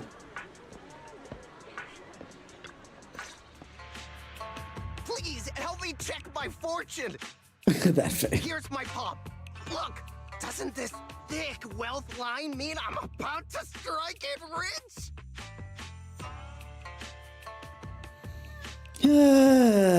If you think that that's the case, then you don't need her to tell you that now, do you, huh? Just saying. I've looked it over, and your fortune is decent. That's even more robotic than before. That is even more robotic than before. I take it back. Huh? You barely looked at it, and you're already done? Because she's that good. Shut up. You have good fortune. What? You don't believe me? I do. Thank you so much. Next, it's my turn. Hey, wait, hey, quit cutting in line. So, this is where you were. Who are all these people? You're here, Belle? I decided to take a break. I didn't expect so many people to come seeking my divination services. How do people know that you have divination services to begin with? Don't worry. I need no more than a simple spell to solve this matter. Spell? Facing the crowd, Yishuan remains calm and composed and says... Fortune-telling services is 10,000 dennies per session. That's a spell? But okay, you know, that'll definitely disperse the crowd. In an instant, the people standing in line all flee in fear, scattering in all directions. All gone? Good.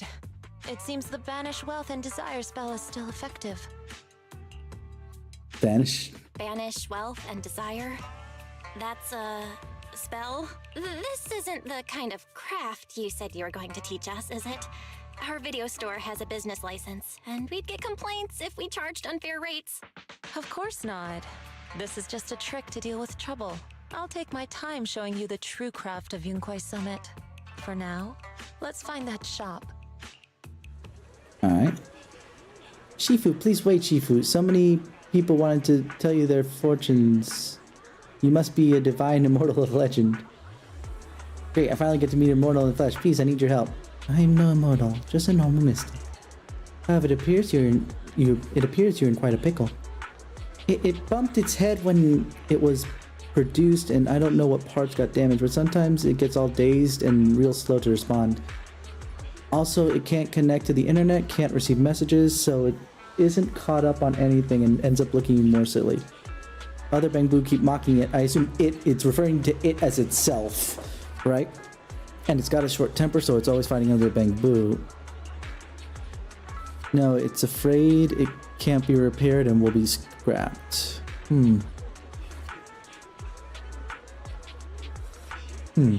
So it refuses to go for repairs. But it likes watching those movies with immortals who catch demons and wants to learn the mystic arts. If you try to convince it, it might be agreed to be repaired. So you wish to use the mystic arts as a cover to convince it to get repairs? It shouldn't be too difficult. Well, do you know any place nearby that does repairs? There's no need for that. I can check it over first. If there's no major hardware issues, I can do some debugging and adjustments. Very well. Okay, you two are amazing. Alright, then let's get rolling. Unfortunately, Yijuan is not walkable yet, I guess. There's Batty Boo. Cece! Cece, look, I brought you the Divine Immortal. Really? A real immortal? Yep, really. They're amazing. I just saw this Shifu say a spell and disperse a whole crowd of people. She even said she'll train you in the mystic arts.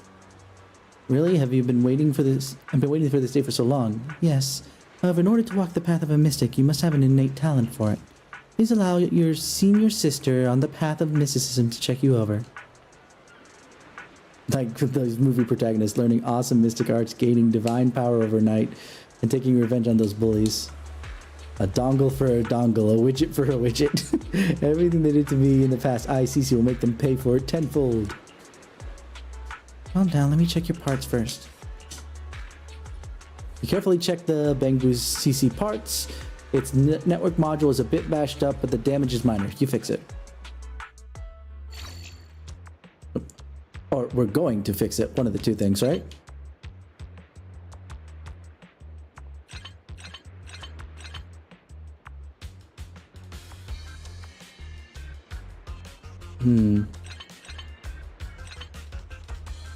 That should be good enough. There we are. Great, all repaired. How do you feel? What was that? Wow, countless messages and updates are flashing before my eyes. Oh, could this be? Is this what they call enlightenment? Whoa, amazing. I've been enlightened. Enlightenment. Congrats, you're now connected to the internet. Don't you mean the internet, by the way? Though the internet might be the board, to be fair. Please be my official Sifu. It's a bit too early for that. You have natural talent, but you must hone your state of mind. Once you've matured a little more, you may come to seek mentorship. I do not know much of Bangbu affairs, but I can teach you an incantation, the spell of calming. When you feel agitated and wish to fight other Bangbu, you can recite this incantation under your breath. If you breathe, but you know, whatever. Their brains are made of defective parts. Thus, you can avoid conflict and disaster. I see, their brains are made of defective parts. Their brains are made of defective parts. That's so amazing. As I recite this spell, those bully Bangbu don't seem so irritating anymore. In other words, they're just dumb. You're welcome. Though one should not get into fights if possible. If you must, be sure to win the fight. Understand?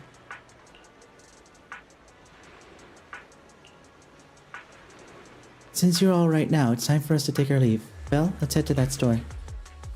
Nice and simple, huh? Yishuan Shifu, the store is right up ahead. Yes, this is the place. Jeez, Yishuan is cheeked up to heck and back, huh?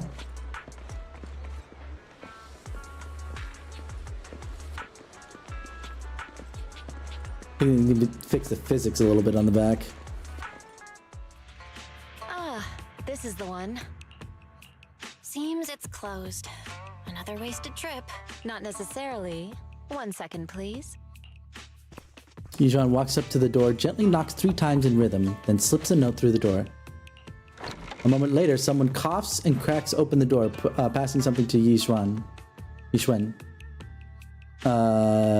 There's someone inside? Huh? Is there someone inside? Relax. The boss prefers to do business with people they know. They like their peace and quiet, so they rarely open for customers. I'm an old acquaintance and just wanted to retrieve something. What a strange private business. Shifu, what exactly are you retrieving? Just some things needed for our future investigations. You'll know in time. Really?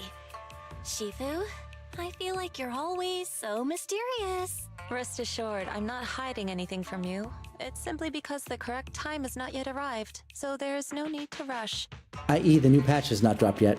Since we've already obtained what we came for, let's part ways here. There will be plenty of time in the future. We will certainly meet again. There was not really a point to that.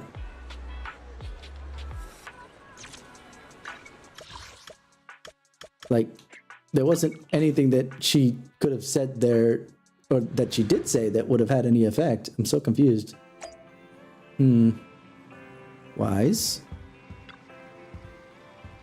Well, you're back. Did everything go well? It went well. It's just that Yishuan Shifu deals with things in a rather unique way. Maybe it's just how the mystic does things. I see. Belle, do you think what Yishuan Shifu claimed is real? Learning mystic arts and whatnot? Sounds like it came straight out of a movie. Are we going to be like one of those movie protagonists who use talismans to defeat ethereals with magic and magic arrays to suppress hollows? Movie? It definitely won't be as exaggerated as a movie, but I don't think Yishuan Shifu is lying. She really did display mystical powers back in the hollow. I see. Well, I trust your judgment.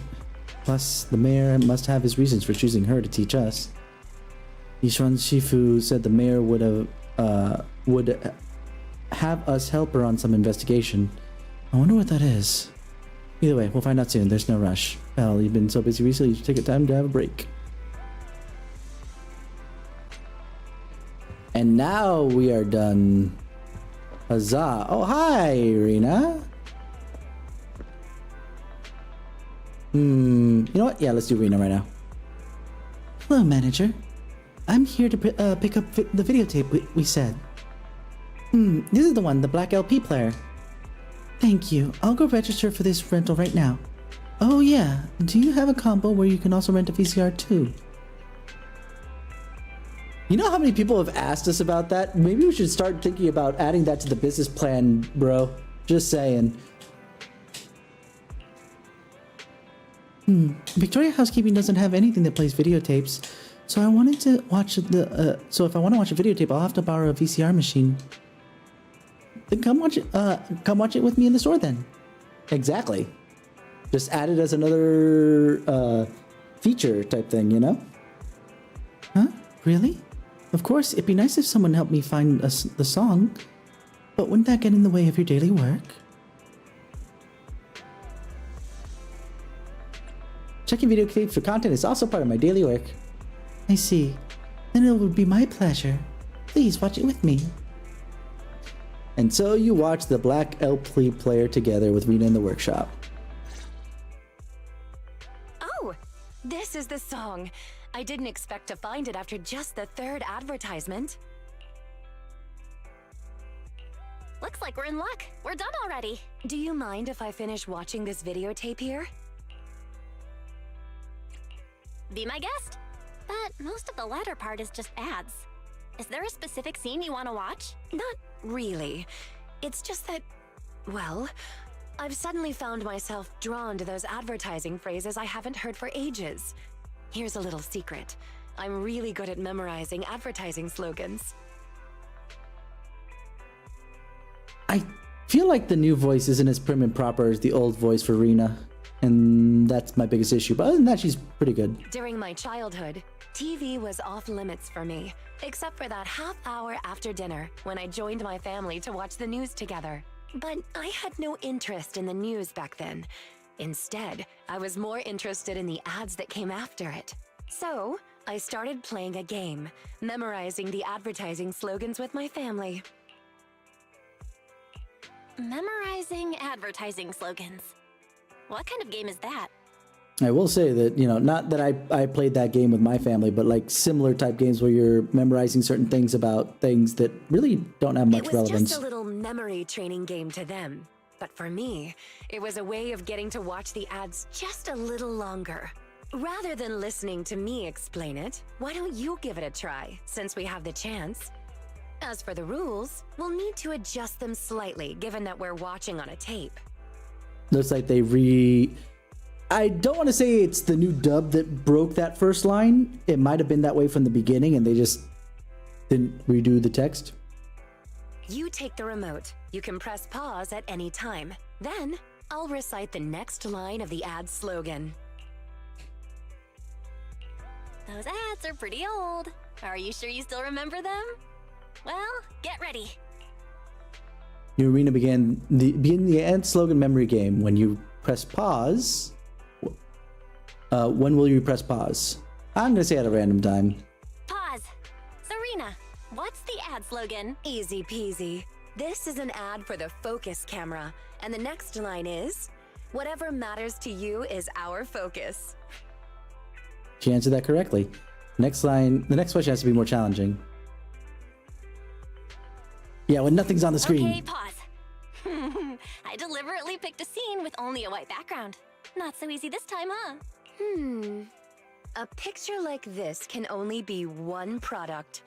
This is an ad for Cap and Cow, and the white background is actually a sea of milk. How? Cap and Cow, who sits on a hat, emerges from the milk to recite his next line. Moo, I command you to grow up fast. Huh? Did you just moo?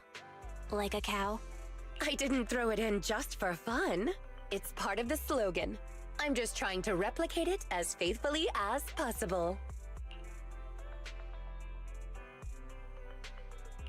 If even that didn't faze you, it's time to play the trump card. I'll play the ad at double speed backwards, then pause it suddenly. I feel like that's unfair, but if Rena says it's okay, then let's go. I'm so sorry to disappoint you, but I'm afraid that won't make it any more difficult in the slightest. This is an ad for the Bubble Moon detergent. It's a fun little song, and She's the good next at line this. goes, you smell good? I smell good. Everyone smells good. Amazing! You got all the questions right. How many ads did you watch when you were little? It feels like I've watched every ad that aired during that time slot more than I can count. Manager, does that red dot in the corner of the screen mean the VCR is recording this? Oh no! I must have accidentally pressed the record button earlier. Does this mean that the original content will be deleted? Oh, I'm really sorry my little game has caused you trouble. It's not just deleting the original content. This VCR has more functions than you might think. It's also connected to the microphone in the workshop. What VCR has that? I'm confused. Hold on. There's no VCR in my memory that actually can record the audio from the real world or like what's going on around it. Connected to the microphone? What do you mean? Give me a moment. I'll rewind and play it back. You smell good? I smell good. Everyone smells good. My voice is on the tape. Looks like you've got it. The videotape has become Black LP Player, Rena's Commentary Edition. I love the way that freaking Bells VA read that. Black LP Player, Rena's Commentary Edition. Oh, that was so good. It would appear so. But you'll delete it right away, won't you? But Moo, I command you to grow up fast. this is... Coincidences like this don't happen every day. It'd be a shame to delete it. We're gonna get a scary side of Rena, aren't we? I guess so. I can't make myself delete it. How about you keep the videotape? Keep it or delete it. It's up to you. Keep it? Why give it to me when you can just record over it?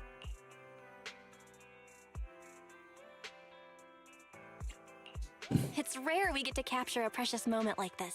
Oh, this is Worth cute. more than other videotapes now. I see your point. In that case, I won't insist on deleting it. I was kind of hoping that she would have a scary side of like, Still, you're gonna delete it, please right? Don't show it to anyone else. I'm afraid it might reflect badly on the maids of Victoria housekeeping. How about I rent the tape indefinitely? You've done so much for me already. I can't just keep a videotape without paying. Please put my name on the rental list. And if possible, I'd really appreciate the friends discount. Obviously, because if she's gonna rent it for forever, right? Since you put it like that, I can't argue. I'll write your name down.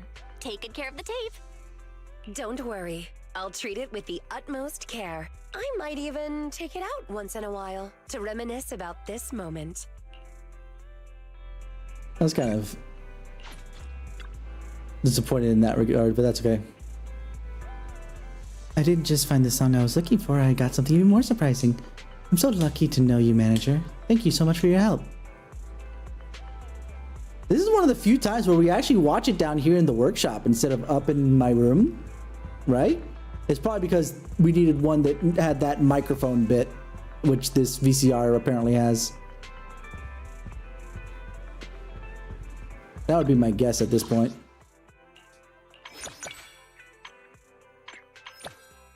Oh, that's why I could never find her before. We needed to finish this before that happened. Okay, that's fair though.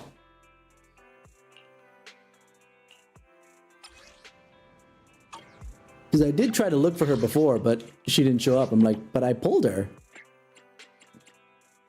Tepes.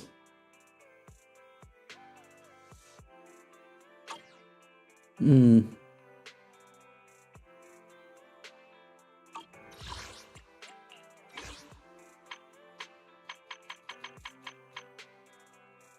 the fancy collectible.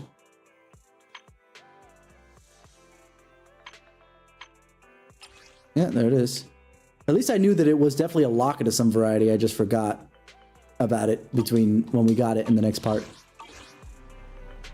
All right, now let's do at least a little bit of Trigger's agent story, if not the whole thing.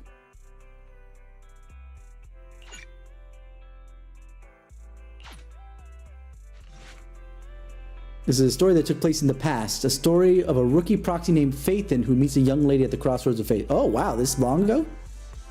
Belle, we've been on 6th Street for a while now. How many Internet commissions have we taken in these past few days? We're still newbies, so you know how it is. Well, it's okay. We're starting our proxy business and video store from scratch, side by side. It'll take time. These days, I've been focused on managing the store, so thank you for taking care of our internet business, Belle. Having this cozy little home with you is already much better than the life we had just after leaving the academy. As long as we slowly build up our reputation, we'll eventually have the chance to uncover the clues about the fall of the old capital. Belle, we'll take it slow. Yeah, but I still want to take on some commissions. I get so bored. Belle, your enthusiasm really is something.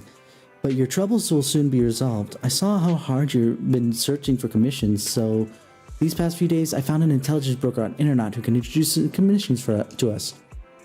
As long as we can establish a long-term partnership with this professional intelligence broker, we shouldn't have to worry about getting commissions in the future. As your older brother, I also want to be able to help you. Good job! Thanks. I think I've done a good job too. I've arranged to meet him at the store today. He should be arriving soon. At that moment, someone knock comes to the door. Is it who I think it is? He's here, just in time. Belle, let's go talk to him. Who knows if he has a cool surprise they'll be waiting on our first commission with for us.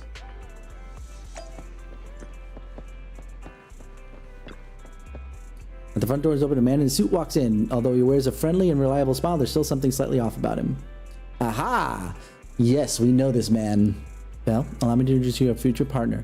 Intelligence broker I found on the internet. Nice to meet you both. You can call me Shepard. I'm glad you two chose to work with me. By the way, are you just starting out in this line of work?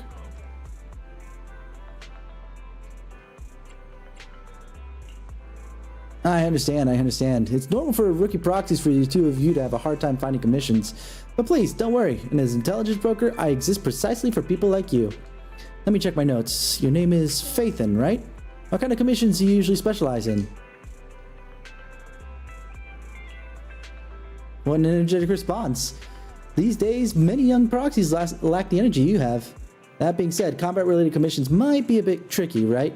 You two don't seem like fighters, and hiring combat personnel can be expensive for new proxies. To be honest, I'm not sure I feel comfortable assigning you anything dangerous. We'll find our own way to resolve that. I believe you'll see that in the actual commission. The actual commission, huh? Well then, I happen to have a recently issued commission that could serve as a perfect starting point for our partnership. I believe this commission is on the perfect for the difficulty to is of the perfect difficulty to assess your abilities. If you're interested, let me explain the details. Shall we move to a more convenient place to talk? It's not suitable to talk about this at the counter, so you move to a small room with Shepard to discuss things in detail. Our first assignment together is a missing person commission. There's no need for combat or venturing into any hollows, so it's completely safe. Honestly, I can't think of a better way to test your skills. Not to be rude to the client, but guiding people through the hollows is what a proxy does. A commission that doesn't even require stepping in one seems kind of pointless for us to handle, right? Don't get me wrong, I'm definitely not trying to pass this off on you. Your ability to navigate the hollow is unquestionable. That's what makes a proxy. But this role involves more than just that, and this commission is a perfect opportunity to demonstrate those other skills. To be honest, the client barely gave us anything to work with, just pieces of info. That's why this is a perfect chance to show off your skills in gathering intel, spotting details, and negotiating. All the makings of a top-tier proxy. I'm actually kind of glad that we found Shepard at first, if that's the case. He's actually very good at least differentiating, you know, wheat from chaff, right? You've made your point. Guess we can't refuse now. Let's see the job. Shepard nods in satisfaction and pulls out 3 items from his pocket. A harmonica, a sheet of music, and an old photo. Oh, that is Trigger. Old photo of a woman with covered eyes. A somewhat aged photograph, though the image remains fairly clear. A blonde woman with her eyes covered leans against the wall. For some reason, her silhouette seems so fragile, as if she might shatter into pieces at any moment, filled with such profound sadness. The client has only provided us with these 3 clues. All we know is that the woman in the photo is your target. Just a photo. So even the client doesn't know her name, identity, or whereabouts? And what's the deal with the harmonica and the sheet music? The client doesn't seem to have any more info, though it's possible they just don't want to share. But the client did mention if you get stuck, you should try playing the sheet music with the harmonica. Huh? Well then, I'll leave this. Not even in a particular location, huh? Keep me in the loop if you make any breakthroughs. Just ping me on Knock Knock. A single photo and a melody. Feels like chasing shadows. Belle, where do you think we should start? Why Port Elpis? Maybe we should start with Port Elpis. A woman with her eyes covered isn't exactly someone you see every day. Remember when we went to visit the sea? I'm pretty sure we spotted someone like that back then. Remember? We did? I was in a bad mood that day, so you took me to the port to clear my head. We bought some fries, but you were so busy staring at that girl with her eyes covered, a seagull snatched them right out of your hand. So, Wise had the hots for Trigger then, huh? Why do you sound mad? Now that I think about it, that woman did look a lot like the one in the photo. I was just a bit distracted. I didn't mean to stare. Next time I'll make sure to watch my fries more carefully. Well, thanks to you, we've got a lead now. Let's head to the port and see what we can find. Alrighty. Obviously, while we're in this thing, we can't travel to many places, because it's places we haven't been yet, in technicality. Well, we've arrived. Time to find our missing person. Rip French fries, indeed. However, it was a week ago when we saw that lady. We can't be sure that she's the person we're looking for. Even if she is, it's uncertain whether she's still around here. We better get started. Right. Since we don't have any other leads right now, let's try our luck here. I'll attempt to hack into the cameras to check if she's been around lately. As for you, Belle, take the photo and ask the locals and passerby around here. Wow, lots of people around, huh? Yeah, let's start with the person who works the Tater King Fry Feast. Welcome to Tater King. Our fries are hot. Our fries and hot dog combo is a hot seller. Would you like to give it a try? Hello, have you seen this person? Oh, I remember seeing this girl before. When exactly? Maybe every 1 or 2 months? You see her wandering around this area, but I've never spoken to her. She doesn't seem to interact with anyone around here, so I really don't know much about her background. So she hasn't been around recently? I don't think so. I don't remember seeing her recently. Are you looking for her? I can keep an eye out for you. By the way, would you like some fries? The seagulls around here always try to steal the fries. Alright then. The seagulls have been too active recently. Will they have a negative impact on sales of our fries? Looks like you shouldn't feed them too much in the future. You're not supposed to be feeding them at all!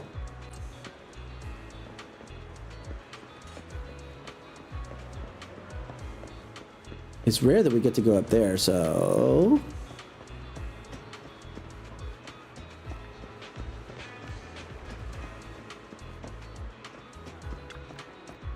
The room upstairs. Someone must be living here, right? If the blindfolded woman has appeared around the port, maybe she's seen her? Knock. Knock. Who? Have you seen this person? Who? Let me see. Door opens slightly. I carefully hand the photo over, and within 3 seconds the person returns it. Never seen. Disappear. In the end, everyone will disappear, including me. Aight. Also, we get to look into Lycan's little thing down there. Just a little bit.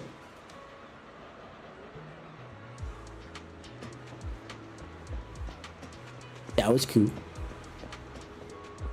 Ad run while I'm running around. While I run, we run the ads. I just want to see who else we talk to before I decide to climb up there. Yeah, let's climb up first.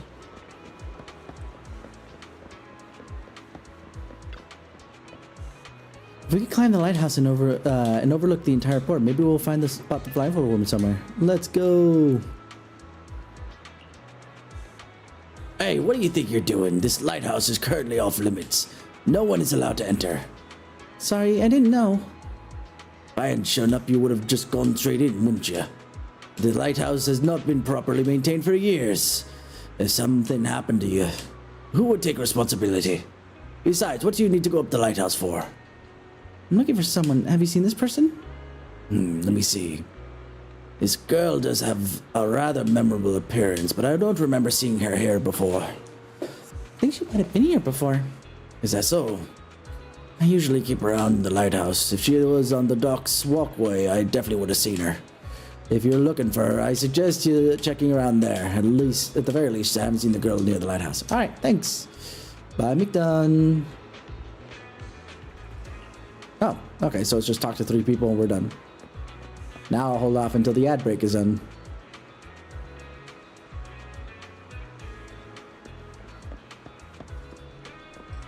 Taking count of her drinks over there, huh? Anyway. No luck on my end.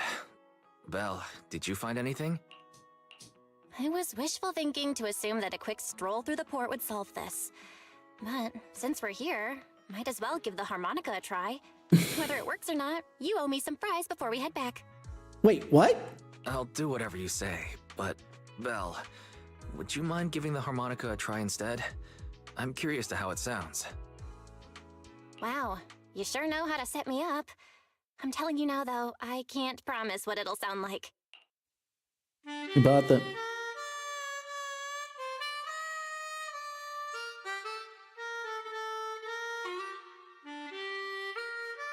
You pull out the harmonica and glancing at the sheet music, you see a melody that you never heard before. Take a deep breath, you let the notes flow and start to play.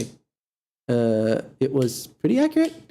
Whatever, you think it sounded good at least. The music continues for half a minute. How do I put this? It sounds okay once you get used to it. But nothing happened, so I guess we should just get some fries and head back. Excuse me. Were you the ones playing the harmonica just now? Hello. Sorry. My sister didn't mean to make such a commotion. We'll just... Wait. You're the one in the photo. Sorry about that. I didn't hear any footsteps, so I didn't realize you were right beside us. My apologies. Moving quietly is second nature to me. I didn't mean to startle you. If I may ask, where did you learn that melody? Why shoot you a questioning glance? The blindfolded woman from the photo actually appeared. One unexpected surprise, but now what? Right, this is one of our first commissions, so first things first, drag her back home! Well, the two of us are proxies, and this song was given to us by a client. We never thought it would actually help us find you. It's funny Our how client you're is the admitting one that to looking the for you. freaking Why don't we military. discuss the details somewhere else? Unless, basically, she's not supposed to be dressed like this, but since this is the only model they made... I see. Please lead the way. I'd also like to meet this client of yours. Let's head back to the store. Okay, let's go check in with Shepard. Oh, I almost forgot. Your name is... My real name. I haven't used that in a long time. But I do have a code name. You can call me Charon. Like the one that drives the boat on the river Styx, Karen? You return to the video store with the woman who calls herself Charon. Along the way, you introduce yourself and share a bit of your fledgling proxy business. Miss Charon, I just reached out to the information broker who posted the commission. He should be here shortly, and you'll be able to meet the client soon. Please take a seat on the couch. I'll get you something to drink. That's nice. Thank you, but please, don't mind me. By the way, the second row from the top on your TV wall, third unit from the left, it has a connection issue. You might want to check it out when you have time. Showing off a little bit, huh? All right, Trigger, chill, chill, chill. Also, this is before Fairy, so Fairy would not have been able to tell us either. Let me see. You're right. How did you know?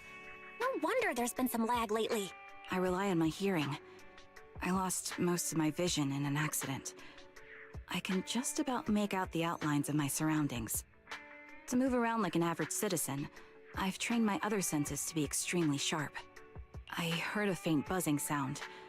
By moving around the room and noticing the change in sound, I was able to pinpoint the location of the faulty TV. Ooh, fun. Sorry. I hope my question didn't seem rude. No need to apologize. Vision isn't the only way to perceive the world. As proxies, you two should know that better than most. Anything that can be seen with your eyes can never be considered a secret. Fair. A subtle silence fills the room. It's clear that each of you have secrets you don't want to share with the others. There's an unspoken understanding between you. The silence is on the brink of becoming awkward.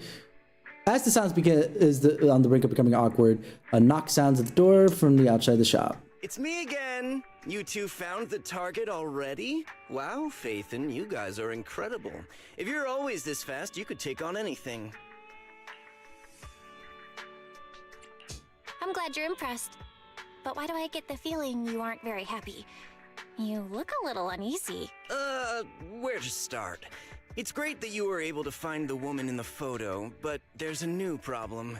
I can't get in touch with the client anymore. There's been no reply from his knock-knock account since yesterday.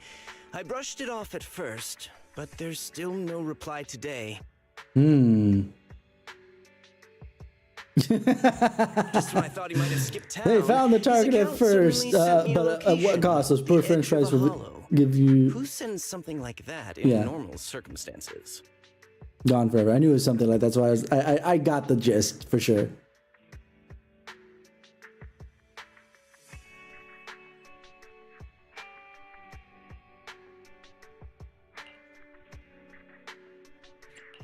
Based on what you've said, there's a good chance the client encountered some trouble involving the Hollow. Still, it's too early to say for sure. Either way, I'll keep trying to reach the client. I hope he's alright. Let's stay in touch for now. We won't be wrapping up this commission for a while. Sorry, but I overheard your conversation. Could you share that location with me? If I investigate the Hollow, I might pick up some clues. You're Miss Charon? No offense, but the Hollow isn't somewhere just anyone can waltz into. Without a carrot or combat personnel, it's a death trap. You should wait. I'm a soldier. I served with the Eridu Defense Force under the Chrysoberyl Division. Even after retiring, I've made countless trips into the Hollow. You can trust in my combat skills. Oh, so she's retired at this point. I guess she went back in later for whatever reason? The heart rates of you and the two proxies here seem to have just spiked. Don't worry. My military days are far behind me. Yeah, you're still wearing your military fatigues, but okay. As for getting into the Hollow, proxies, can I request your assistance? I don't know anyone else who could guide me. I'll pay the commission fee as best I can. If you don't want to be involved, that's fine. I'll think of something. We'd like to find the client ASAP too. I mean, who's gonna cover our commission fee otherwise? Besides, if we said no, you'd just head into the Hollow alone, wouldn't you? How did you know? So that was your plan? You just remind me of how wise and I used to be. So desperate to find someone that we didn't even care if we were ready or not. Well, since Miss Charon wants to continue to investigate, I'm willing to act as the proxy for no additional fee. You can relax, Shepard. I see. That works for me. With the client still unreachable, my hands are tied. Please, look into the Hollow, and be careful. I'm really sorry for troubling you both. Finding this client is very important to me, so I may have acted a bit out of line just now. No worries. Seeing how determined you are to find the client, we couldn't just sit by and do nothing. Let's work together to find them. And obviously we're going to be sending in EOS. Because there's no way that we're not. At this time frame. Okay. Who are Trigger's? Do I have a team that actually works with Trigger very well? Let's find out. Since I don't have Trigger, I've never really looked it up.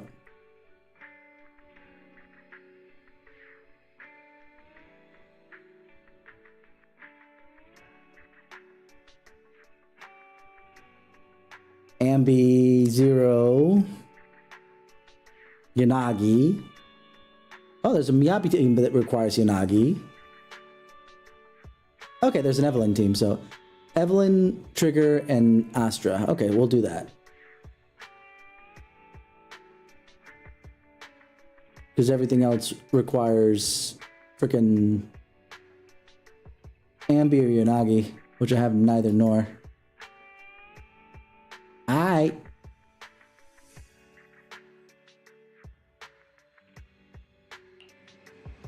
Only the brave will win.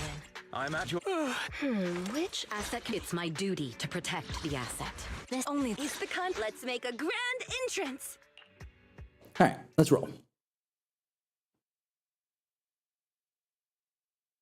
Let's see if I remember how to use Trigger.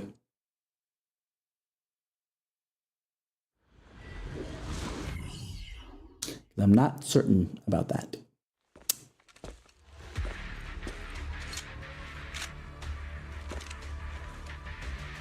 Miss Charon, I need some time to calculate the Hollow route. Leave this to me, Proxy. Actually, I've been to this Hollow before for reasons. I still remember the way forward clear as day. Convenient. Waiting to see if there's any other lies. Why don't you wait just a little longer? Calculating a path doesn't take that long.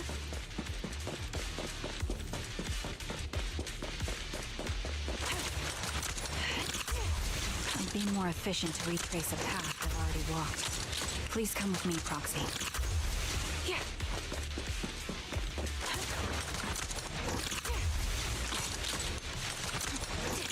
Okay. Conversation's over. Moving on.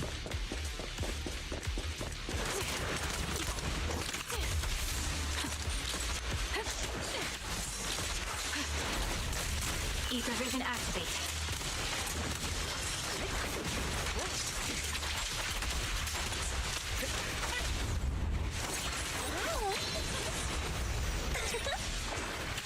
Take a shot. I'll take over now.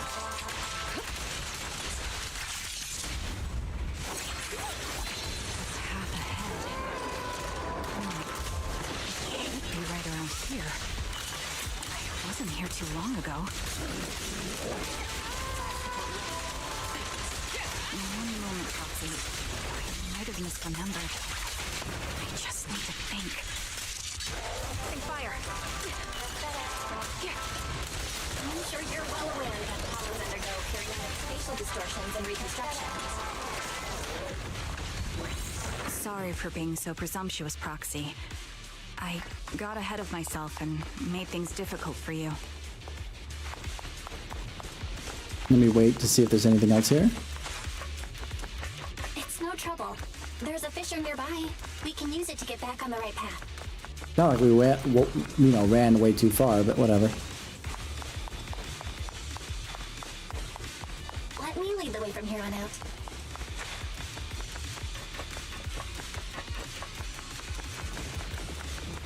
This is why I miss the TV stuff, because now I don't have to sit. Hotshot love. By the way, I suppose. Miss Charon, how are you so fluid when you move and fight?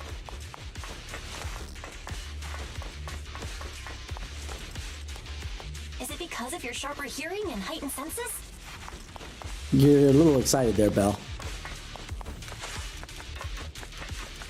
That's one part of it. In fact, my eyes gained some unique abilities as they changed. Such as? I think after this first part of this, because usually 3 parts, I'm I can't gonna. see most things clearly, but I'm able to detect the etheric fluctuations of nearby humans, ethereals, and other objects. After this first part, I might end stream, and we'll just continue next week. I call this ability Ether Vision. That's quite the ability! Given your combat style, those eyes must come in handy on the battlefield, huh? Yeah, Belle is super excited about this. And granted, I could do this during the fight, but I want to hear what's going on in generalities right now. That may be so.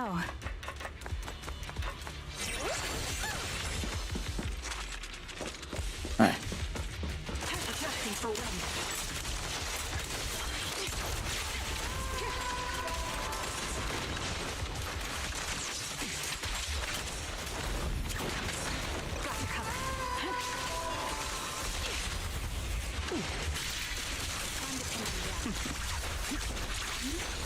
Wait, something's up ahead. There's someone Dead on the ground. people. Ugh, it smells like blood.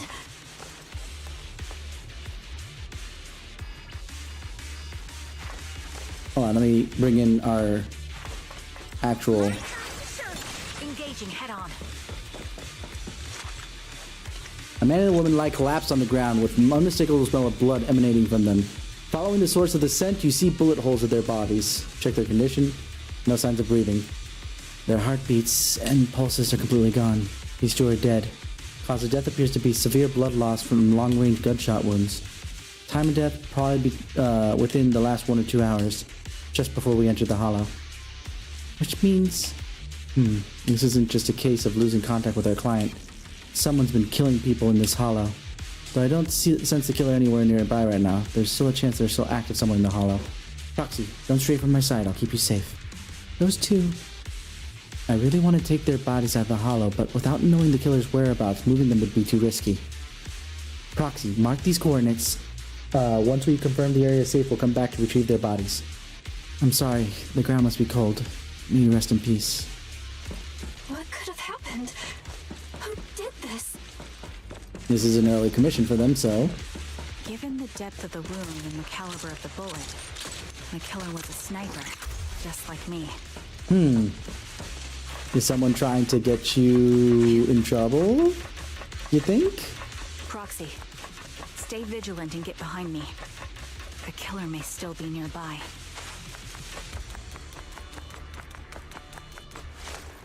They seem to have no qualms when it comes to killing. I can't just walk. Let's press onward. I feel there may be more victims, and...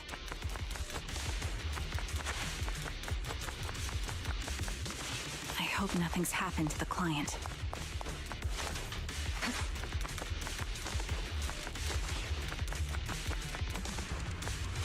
Alright, now we're good. The surrounding ether levels have significantly increased. What's going on?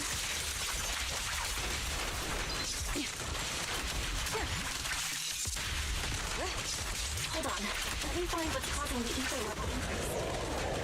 Up ahead, there are multiple devices leaking ether non-stop.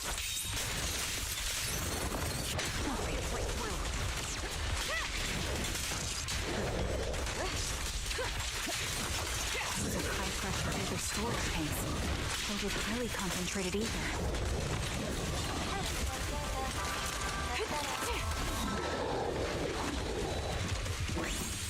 As soon as the valve is opened, the ether will flow out at a fixed rate.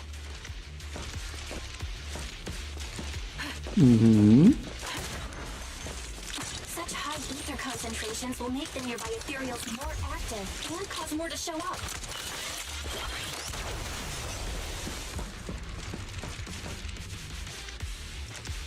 Here.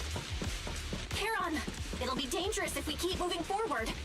But she's gonna go forward anyway because reasons. Understood. These storage tanks are high-risk items manufactured by military industrial companies. They're rare, even on the black market.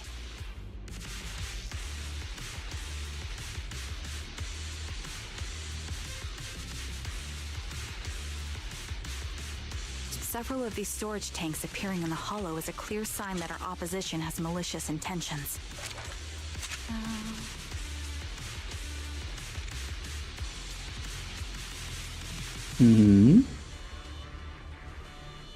Let's find a suitable sniping position and disable those ether storage tanks along any mission-critical paths.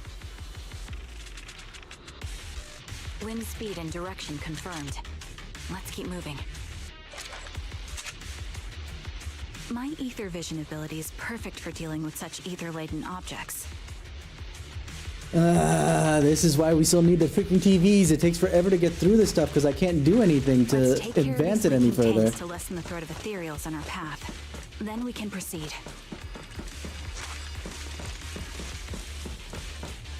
Here.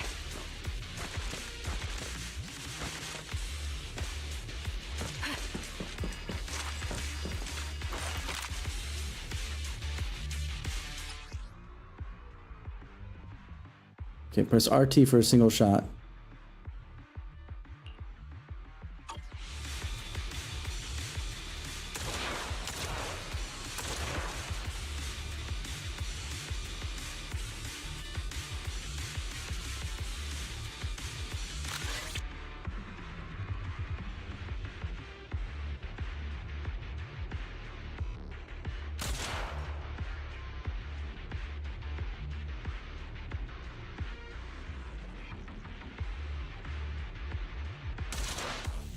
So I'd already taken it down. All high-pressure ether tanks have been disabled. We can keep moving.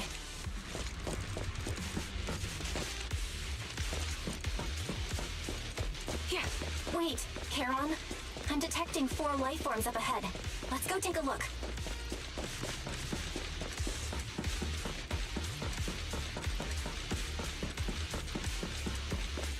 Alright, there we go. 1, 2, 3, 4.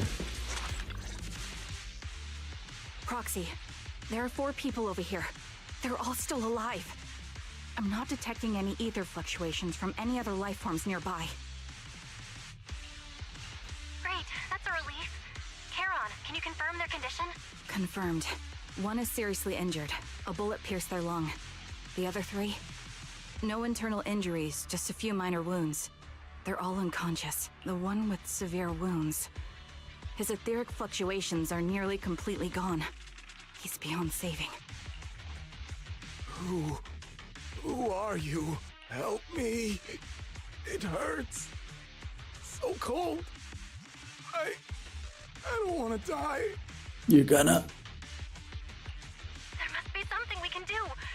I'll contact the hospital and we can get him out of the hollow. His internal organs are ruptured. He'll bleed out long before we can get him out. No rescue team can beat the clock when life fades this fast. Am I dying? I just want to go home. Karen doesn't respond. She sits by the dying man, pulls out a harmonica, and begins to play a soft, familiar melody. The tune echoes throughout the hollow, heavy with the scent of blood. It's the song recorded on the reclined sheet music. As the harmonica's gentle notes fill the air, the dying man stops groaning, simply listening until his eyes close forever.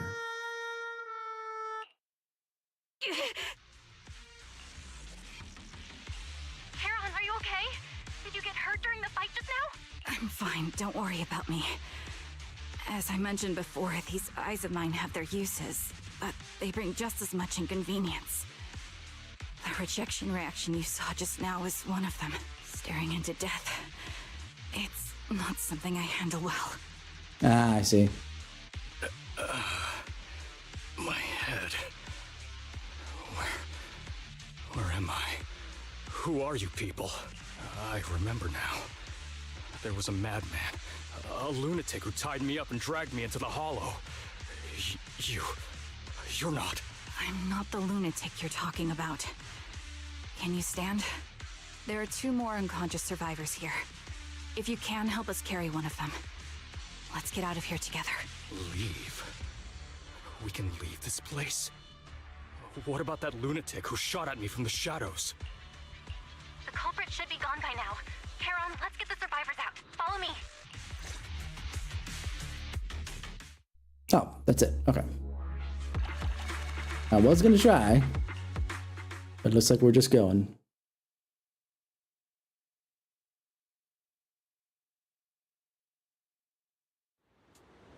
Exhausted and unable to carry any more bodies, you record the coordinates of a few of the corpses. Once this is all over, you should make sure to report them anonymously to public security. With Charon, you keep your guard up alongside the 3 survivors, eventually arriving in the abandoned metro entrance in the front of the Ballet Twins. Proxy, let's take a short break here. The area around the Ballet Twins has been abandoned due to the Hollow disaster, and no one's likely to be around. It's both secluded and safe, making a perfect place for a conversation. Yes, I know. They just escaped from a killer, so we need to check on their injuries and mental well-being. One of them being the client? Unfortunately, I don't think so. They woke up... After they woke up and saw me, they didn't have any particular reaction. So, if they were the ones who assigned the commission to find me, they should have recognized me to some extent. Proxy, I'll keep watch around here and be on the lookout for a perpetrator trying to track us or attempting to ambush us. Could you please have a brief conversation with the 3 survivors? I think they might have information on the perpetrator. To be honest, I think they might... No. It's probably just my imagination. Thank you, Proxy. Alright. By the way, what was that about? You know, not many people here? There's some person right here! Okay, so 2 ladies and a man. I think the guy who got up might be it, but we'll see. Take a deep breath. If your emotions get too intense, the wound might reopen. I still feel like I'm gonna throw up. The fear that someone's still trying to shoot me, it won't go away. Are you guys okay? I'm okay. Did you save us? I'm just about holding up. I've more or less recovered from the shock. I remember you. You were looking for someone around Port Elpis, weren't you? I wasn't talking to you 2, but that's okay. Yes, I think I've seen you before. How embarrassing. I never thought we'd meet again like this. What are your names? My name's Zoe. Aaron. Just call me Aaron. Feeling nauseous again? I managed to hold it in. Did you want to ask us something? I'll answer what we can. How are your injuries? Aside from the blunt force injury to the back of my head, I also have some minor abrasions and slight dislocation of my shoulder. On top of that, I'm a bit dehydrated, so I have a headache now. Mine are worse. Left arm is hit solidly, taking off a small piece of flesh. And the same with my calf. Why am I going through all this? I'm really fed up. And a few more questions. How did you get kidnapped? For me, I know I was sightseeing at Port Elpis earlier. You know I was sightseeing. Again, I didn't talk to you guys. Gee, this is why you should force us to go talk to people specifically if they're going to show up in the freaking thing.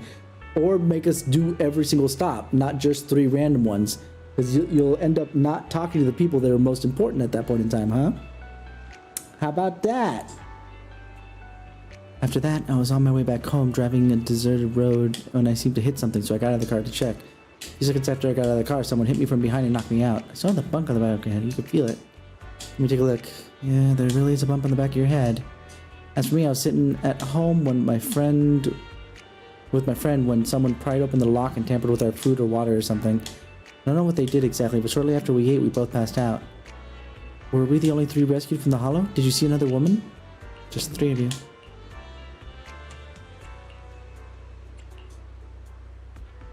Let's see.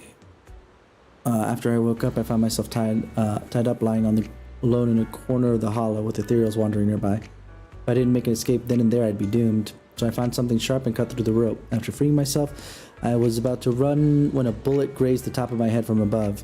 That's when I realized someone had been watching me all along. The same thing happened to me. When I woke up, my limbs were tied, and the ethereals were already closing in. Fortunately, the ropes weren't tied too tightly.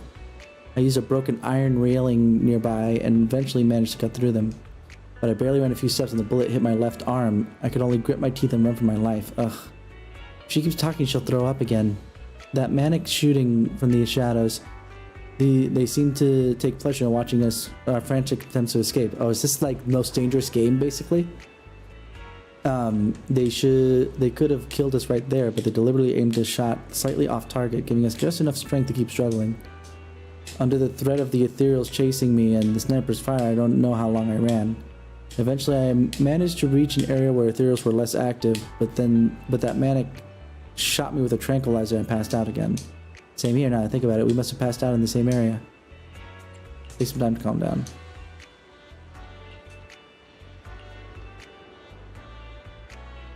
Alright, what about you? What's your name? Jesse? Alright, I'm so grateful you were there to save me.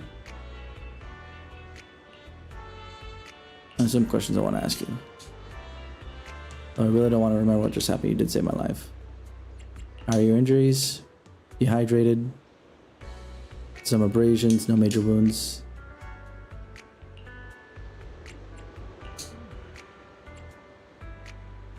Whoa. What do you experience in the hollow? Alright. Someone shot from the hollow shadows. I felt like they were intended to be right away. So it's basically the same.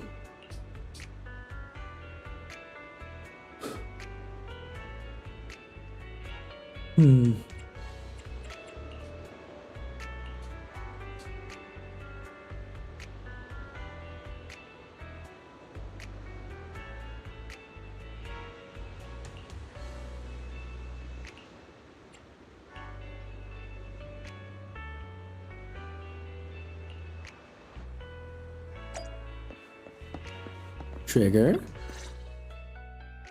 After a brief check on the 3 survivors, you share what you learned with Karen. Then she calls the 3 over. Thank you all for assisting me, even though I'm a stranger. You've given me valuable information. It's the least we can do after you saved our lives. If there's anything else you want to ask, go right ahead. I do have some questions left to ask. Before that, could the 3 of you introduce yourselves? I'd like to see if there's a pattern to how the killer chose their targets. I'll go first. My name's Zoe. I used to be a soldier in the Defense Force, but now I'm just working a regular desk job at a private company. Don't let that fool you, though. I've earned my stripes. I'm going to assume that they're all part of the Defense Force and that the client was actually this maniac with the gun. That's going to be my guess for right now. I'm Jesse, currently working as an Internet information broker. I'm still pretty new at it though, so I can't think of any reason someone would target me. Or not. My turn? I'm Erin. I was also in the Defense Force, but now I'm unemployed. Actually, I have a question for you all. Okay, so actually he's the odd man out, not being part of the Defense Force.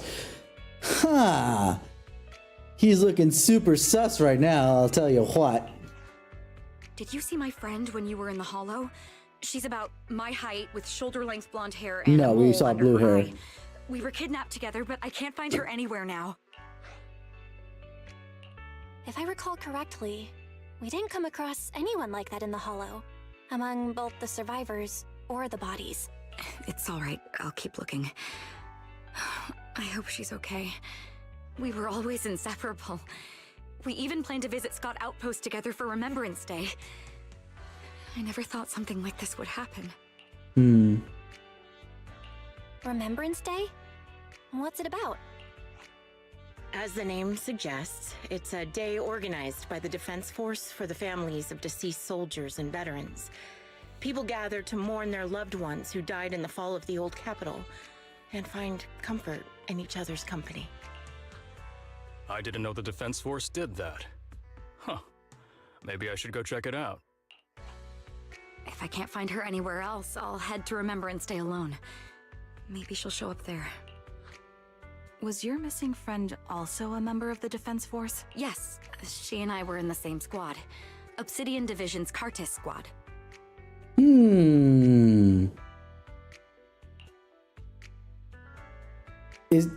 Yeah, I was about to say, Jesse wasn't in the Defense Force, so...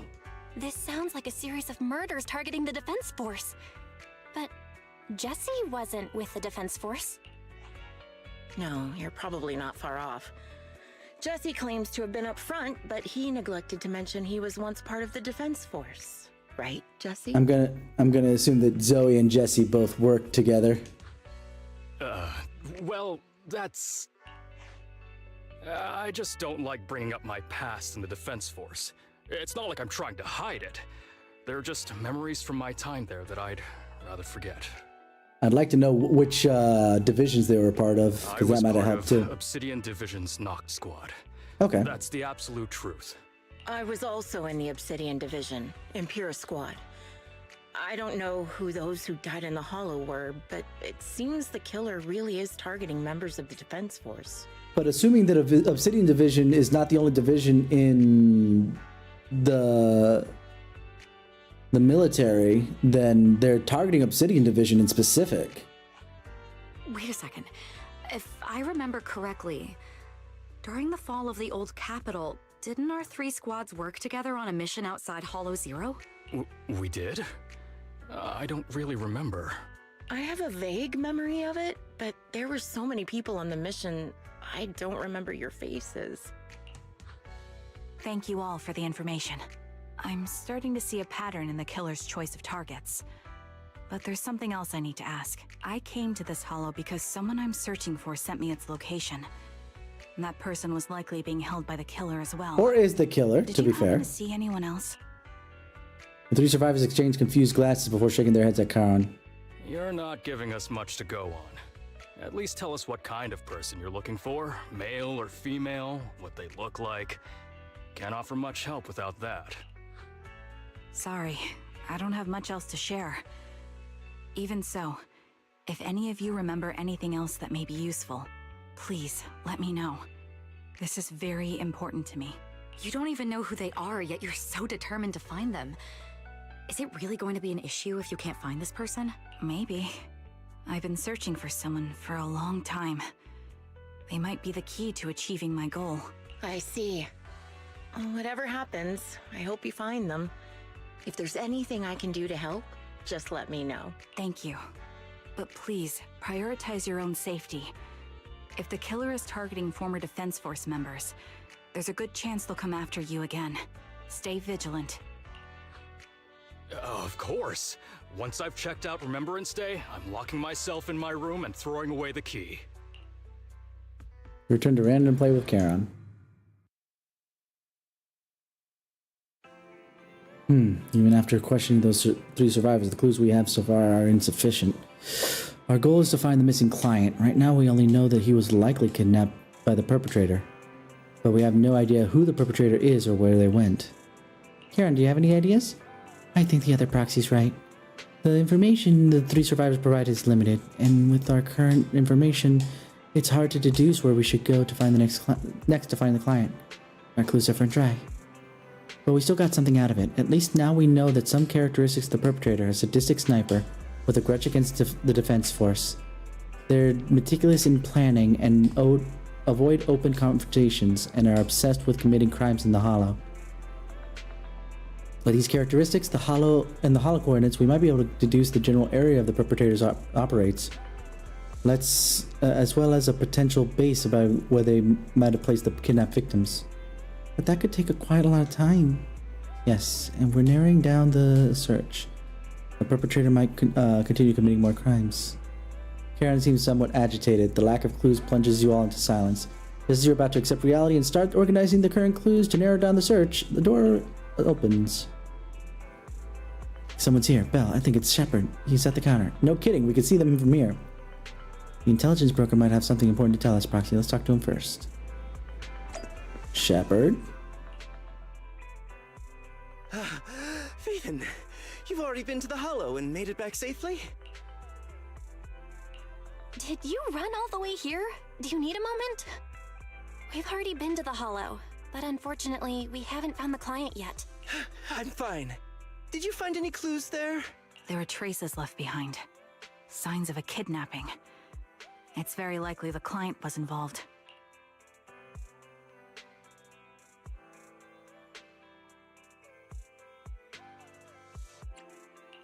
Yeah, it seems the client was kidnapped, brought to the Hollow, and later moved again. We're still looking for clues. But why did you rush over to the store? Did you find questions. Well, just take a look for yourself. Shepard shows you his phone. About 10 minutes ago, the missing client sent him another location on Knock Knock. There were no other messages. I checked a map of New Eridu. This spot, it's another Hollow entrance. We've been chasing dead ends with absolutely no clues, and now one just appears out of nowhere? Something smells fishy here. You're sure it's just a disappearance for now and nothing more serious has happened, right? If that's the case, the situation is still manageable. No matter how shaky the clue is, let's keep investigating. Just be careful. Any casualties and this will become something beyond our control. At that point, stop the commission and contact me. I'll bring in some professional Hollow experts to deal with the situation. Shepard hurries out again. You turn to Karen, who seems unsettled. Has she held back the full truth from Shepard to avoid having the search handed off to someone else? Thank you for not revealing what really happened to that information broker. Don't mention it. But I have to ask, why are you doing this? Calling for help might have been the safest way to handle the situation. The killer is a sniper who has no qualms about taking lives. Judging by the victim's injuries, it's clear they know how to deal a fatal blow and how to inflict pain without causing death. Most Hollow Raiders lack experience dealing with snipers. If they encounter the killer, it's likely to end in a difficult fight, or worse, casualties. And besides, asking for help from others would only delay the search. The client is at risk right now, so I think we should follow the clues and enter the Hollow client is the risk, but you know, one way or the other. I helped you keep this from Shepard, but I have to admit, it's just too dangerous. What if this lead is a trap? Who even knows who's really behind the client's messages anymore? I understand, I really do. But what if we're late and something happens to the client? Why is the client so important to you, Charon? Would you be willing to tell us? Are you so set on finding them because they're connected to the person you've been looking for? The client's true identity might be the very person I've been looking for. And if not, they most certainly have some vital information. Since leaving the military, I've spent years searching for my missing teammates. They were more than just comrades who trusted me with their lives. To me, someone raised as an orphan, they were family. I've scoured countless hollows in every corner of New Eridu to find them. Interesting. I've never found a single lead.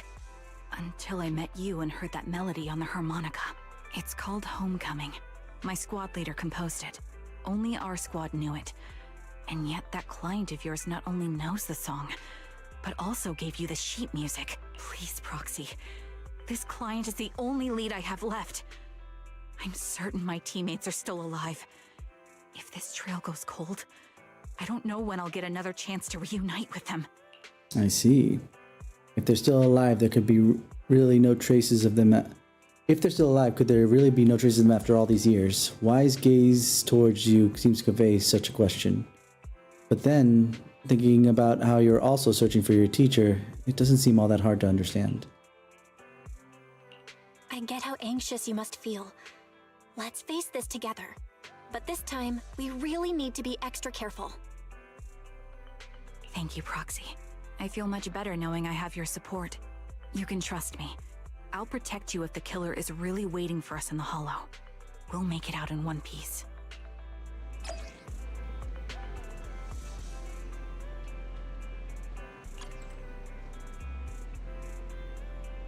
Oh, we still...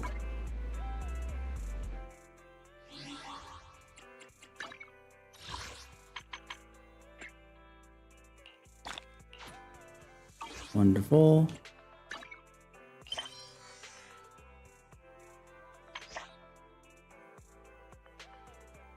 I see.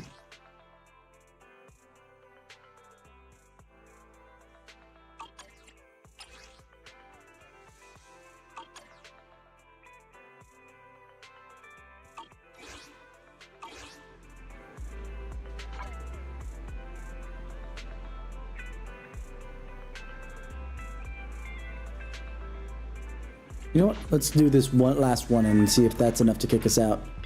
Because usually it's in parts, but you do a little bit and then you get kicked out. But this one's seemingly to continually to just keep pushing forward.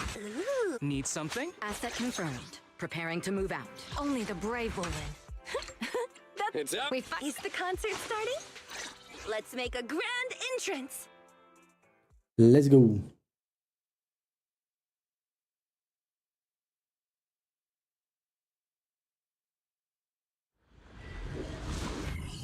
Let's do this, and hopefully it will be done. If not, I will definitely pause.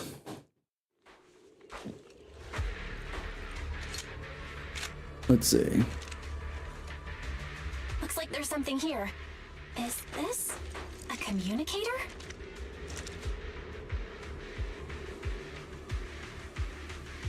Okay. Proxy, look at this. A communicator left right at the Hollow's entrance. Why is there a communicator here? It doesn't look like it was randomly left behind. There's hardly any dust on its surface, which means it was only placed here recently.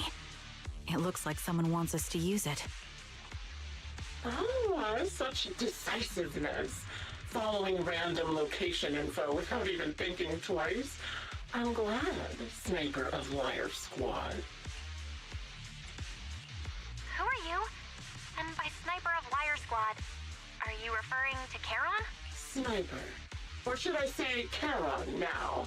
Haven't you shared your past with our dear Proxy? Our dear Proxy? Oh, right. If aren't your strong suit, I'd be happy to show you how. You can call me Grim Vulture, the one behind this string of murders. You see, I've been working my way down a list, crossing off names. And now, Charon of Liar Squad, your name is next. Why? Looks like you've done your homework on me. Just because my presence interfered with your plan, you've decided to take me out for good? I thought you were just going to be another obstacle in my way. But now, with you in my sights, this must be some kind of destiny. I'm not sure what you're referring to, but I'm looking for someone. Given that you're waiting at the Hollow entrance they shared, I'm guessing you have them. If you hand them over, perhaps we can make a deal. Sharon suddenly dodges to the side, raising her gun and fires, using her body to shield Eos. In the next instant, bullet flies past her and hits the ground. Her shot flew into the distance, and there's only one thing that's for certain. It didn't hit Grim Vulture. So your version of making a deal is stalling for time to locate me and lining up your shot? Can't say I'm surprised. After all, that's exactly what I plan to do too. You seem to have rather unique eyes, but you'll never get the chance to hit me. After all, no one's better at counter-sniping than me. Seems talking won't resolve this, but I'm not averse to using force. So, force it is. Spirit. If you're looking for someone, why not search the Hollow for clues? Providing you can survive both my attacks and those of the ethereals, of course. Oh, and I've prepared a little gift for all your trouble. I hope you still have that determined look on your face after seeing it. That was a nice read. Oh, that was quick.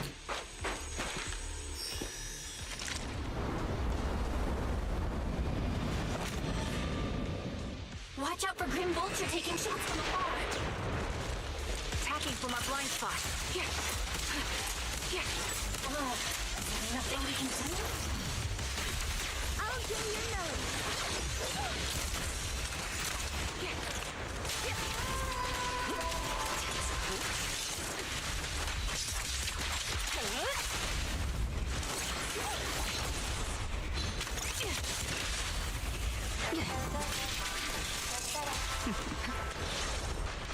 Nice try. I found a box.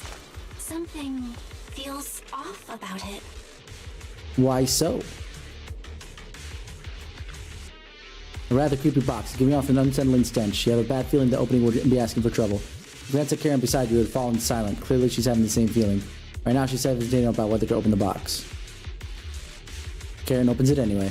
Bloodstained Chatham military cap, carelessly crumpled and stuffed in the corner of the box, though the owner's identity remains unknown. The message it conveys can only mean one thing: death.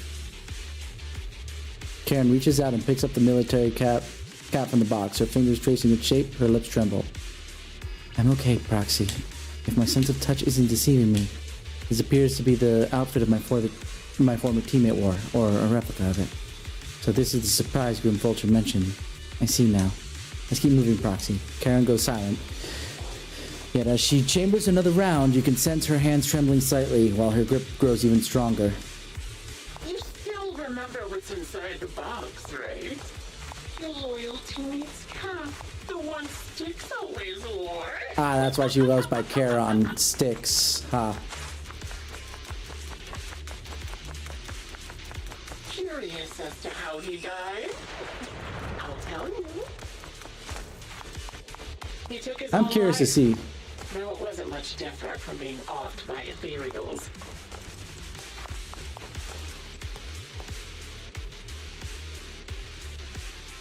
Ethereals had almost completely taken over his body. He was being corrupted, covered in ether crystals. His core was almost fully formed. Get to the point. He didn't want to become an ethereal, so he raised the cannon he was oh so proud of, with just one last shell inside. I really hope we could take this person out regardless of how I feel about when we're going to do it, because And just we... like that, obliterated both his core and his heart. Any thoughts on the way he kicked the bucket? Did you like it? Do you think I made the whole thing up? Or did it really happen? Voice actress is going ham though, and I love it. Damn it.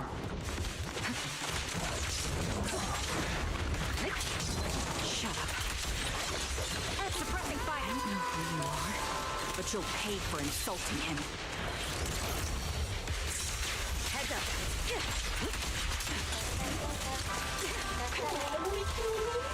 They come to my next surprise spot.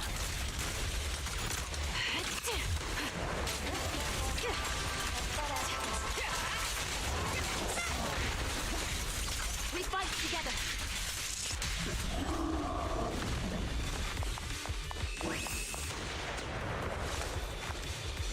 No, we can't really see. It's probably cheating as far as the game is concerned, but it's okay. Pressure ether tank. And a lot of ethereals have already been drawn to it.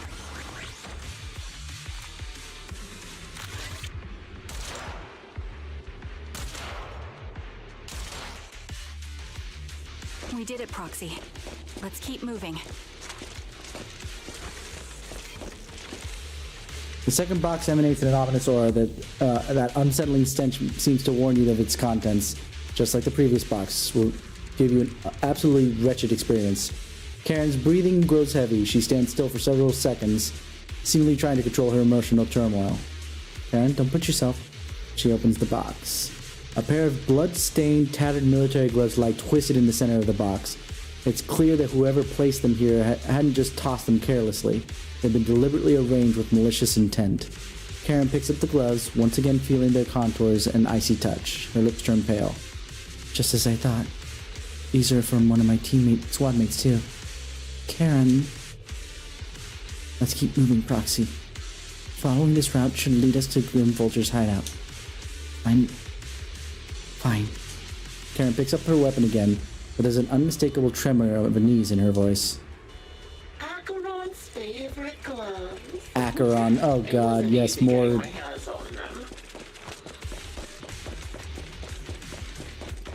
As expected of such a famous, beautiful commander, even her gloves are stylish.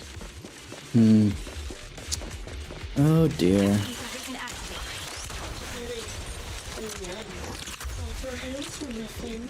Oh, don't you think that's a shame, little sniper?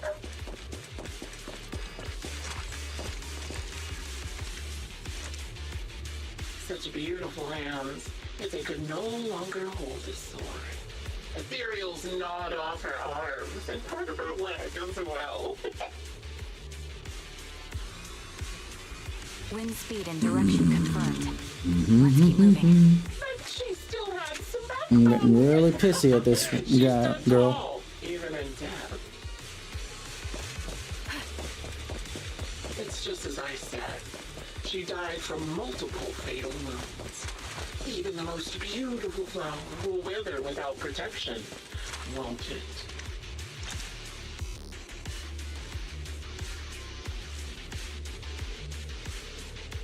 Now, do you think I'm telling the truth or a lie this time? How long do you intend to keep up this game of cat and mouse?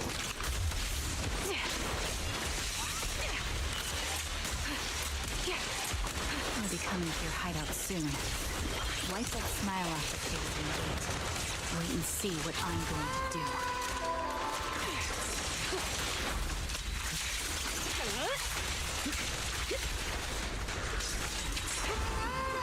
The enemy is... Hurry up, guys. I've got one final surprise location for you. Everything's under control. I'm sure you figured out the route to get to me.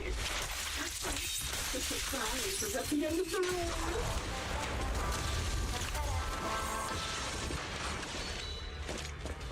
Wow, destroying the other one was actually quicker than I thought it was going to be. Go me!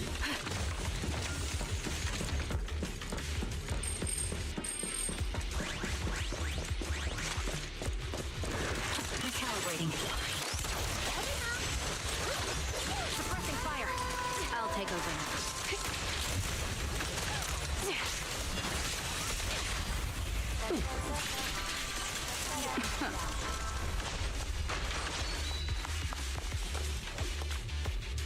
There's still a third box. You grab Karen's hand, trying to stop her from opening it, but she lifts the box lid almost mechanically. The third box contained a blood-stained corner of clothing and a severely damaged piece of engineering equipment, also stained with blood. Karen picks them up, her trembling fingers feeling their shapes. She doesn't speak, neither about the plans for pursuing Grim Vulture nor about which of her companions these items belong to. Until the communicator in our hands rings again with Grim Vulture's voice. Congratulations! You found the third box. Inside is... Who was it again? Oh, right.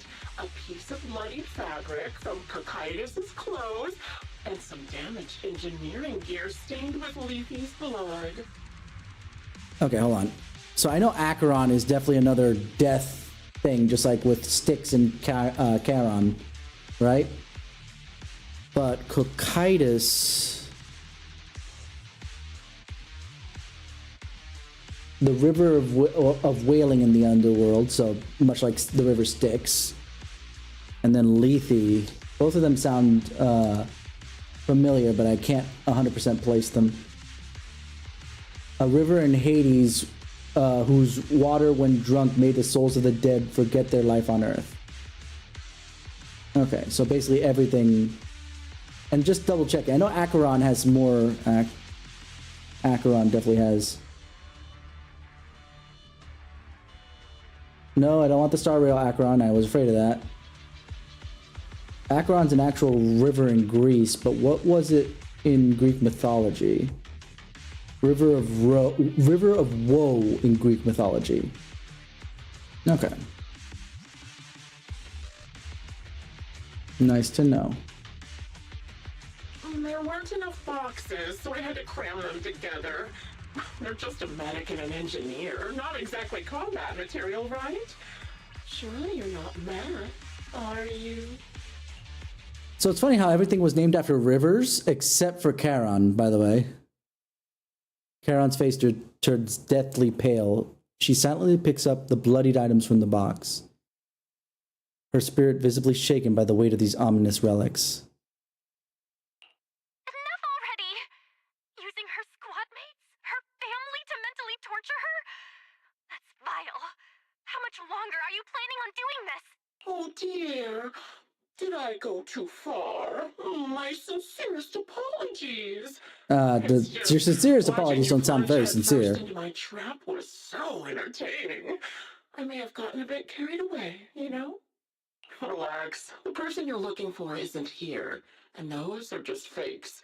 I didn't actually take them from her comrades. Her comrades are long since corpses in the hollow, after all. How could I possibly have gotten hold of their clothes? A surge of rage threatened to drown out all thought. Just as you're about to retort, a crisp gunshot rings out. Charon's shot is clean, decisive, carrying an unmistakable intent to kill. But the response from the other end of the communicator, it seems she missed her target. A decisive strike to be sure.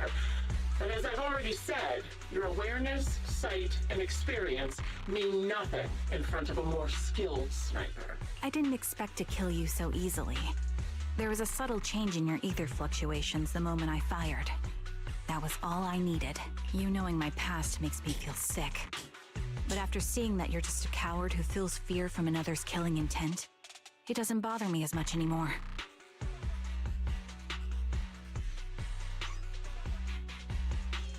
Coward, you say? How fascinating. You were little more than a hollow shell before. But now that you've bared your teeth, you've started looking somewhat respectable. I know your composure is nothing more than a facade. You know nothing, You've never truly Jon faced Snow. the weight Just of your saying. comrades' deaths, have you?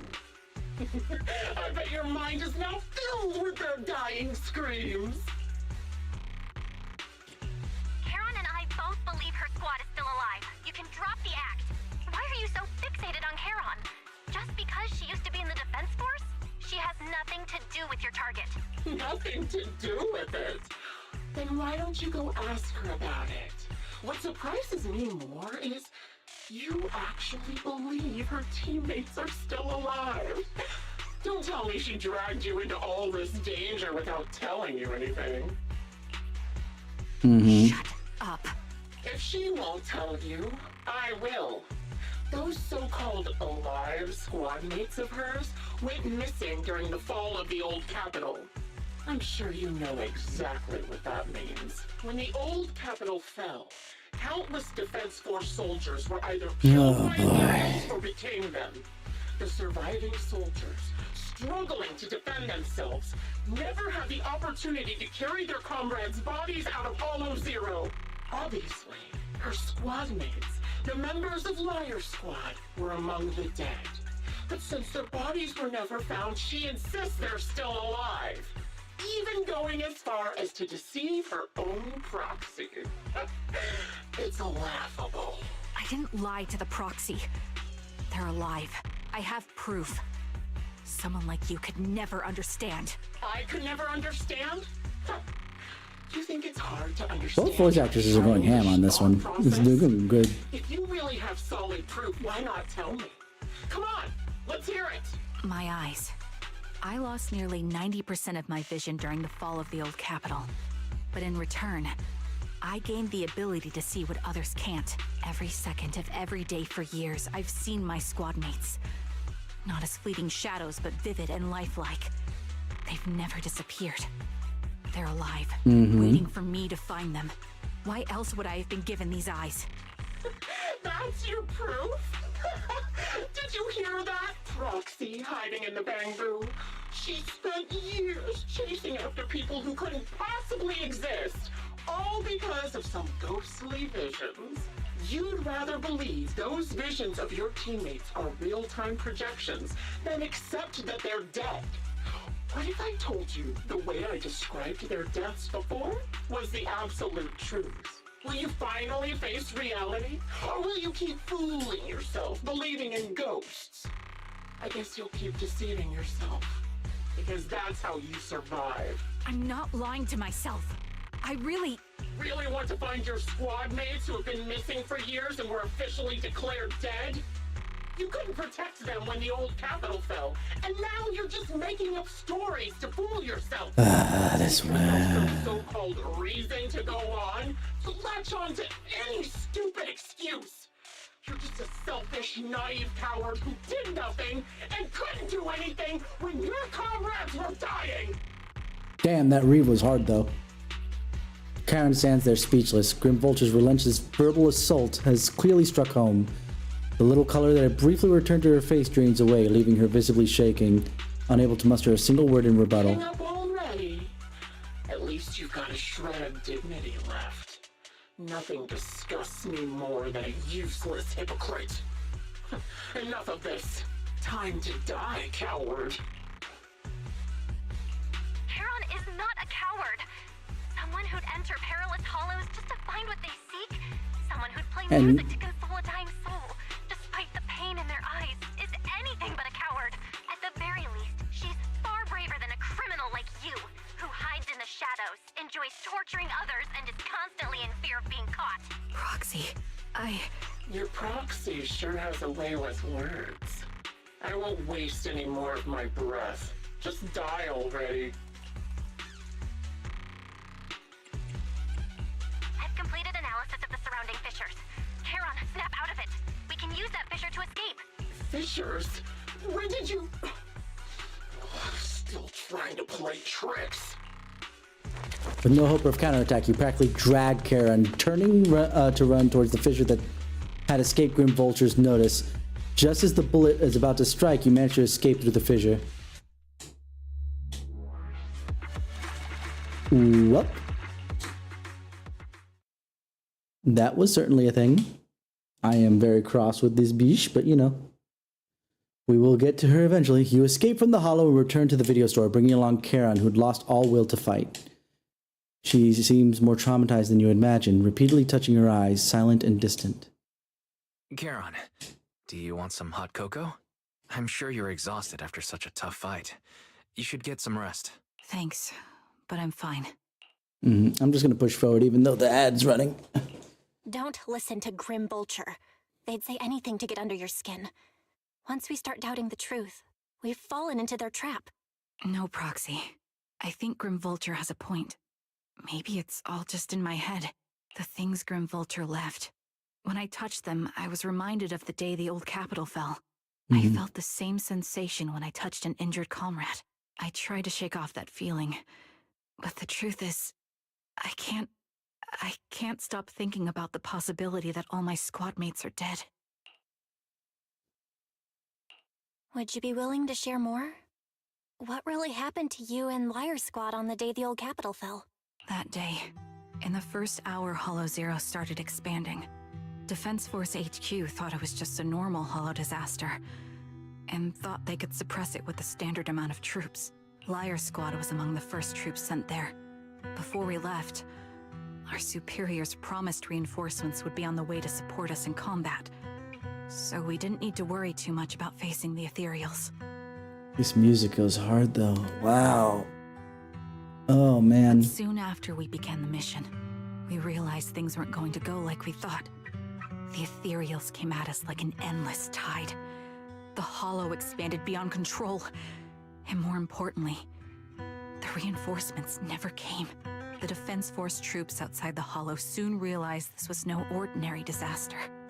Hollow Zero was devouring Eridu at horrifying speed. The reinforcement plan was called off, and the promised troops retreated. Honestly, even if they had come to help, it wouldn't have changed anything. I watched as members of the advanced force around me died one after another, or were corrupted into ethereals. Our squad slowly lost the strength to maintain formation. I was a weak point in our formation. An ether shot fired by an ethereal hit my eyes, corrupting them. Because of that and several other wounds, I shortly lost consciousness. But isn't that plenty of enough evidence to say that maybe your team has survived, considering that you survived to this point? I'm not sure how long I was out, but just before losing my vision, I briefly regained consciousness. The last thing my eyes saw was my squad mate standing in front of me, looking back. When I woke up again, I was already back at base. The higher-ups detonated the Shiryu pillars, and finally managed to bring Hollow Zero under control. I don't know who rescued me from the Hollow, but none of my squad mates had made it out. For some reason, the image of my squad mates being the last thing I saw has stayed in my mind. It must be some kind of sign. A sign that they're still alive. Don't you think? They must have continued fighting after I fell unconscious, eventually getting lost in some hollow and losing contact with the main force, left to wander between the various hollows of New Eridu. That must have been what happened, right? Except that I'm not sure if some of that is like gear, but it looks like some corruption is on at least a couple of them, so that might not be the case, unfortunately. The defense force? Civilians? No one believes me. So I decided to find them myself. The reason behind these eyes. It's got to be to guide me to finding them still alive. Am I wrong, Proxy? Are these eyes pointless? I knew that's what you thought. Interpreting what my eyes see as proof my squad mates are still alive is just wishful thinking. But if they're really gone, why would I have been given these eyes, which bring nothing but pain? To you, okay. I was gonna say bring nothing but pain. I have not yet, but I have another girl who has eyes that she feels bring nothing but pain. Yeah. If they're truly no longer alive, how can I apologize to them in person? Tell them I'm sorry. Sorry for being so weak. Sorry that I failed to protect them. Their faces are all so blurry. I can't see their expressions. I can't even bear to look at them. If their final look at me was filled with resentment and disappointment, I wouldn't know how to handle it.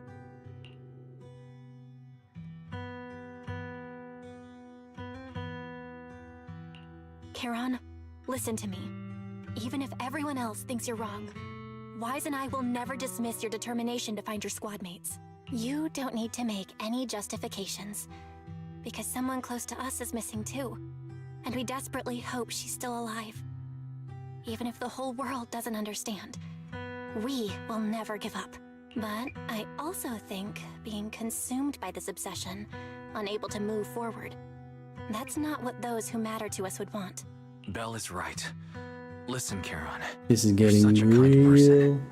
Maybe that's why you feel responsible for protecting everyone and blame yourself when you can't do enough. But you don't have to carry it all on your own. Yeah.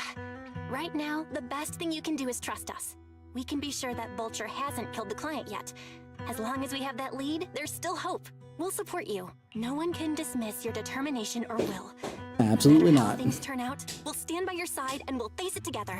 Proxy, thank you. I feel better now.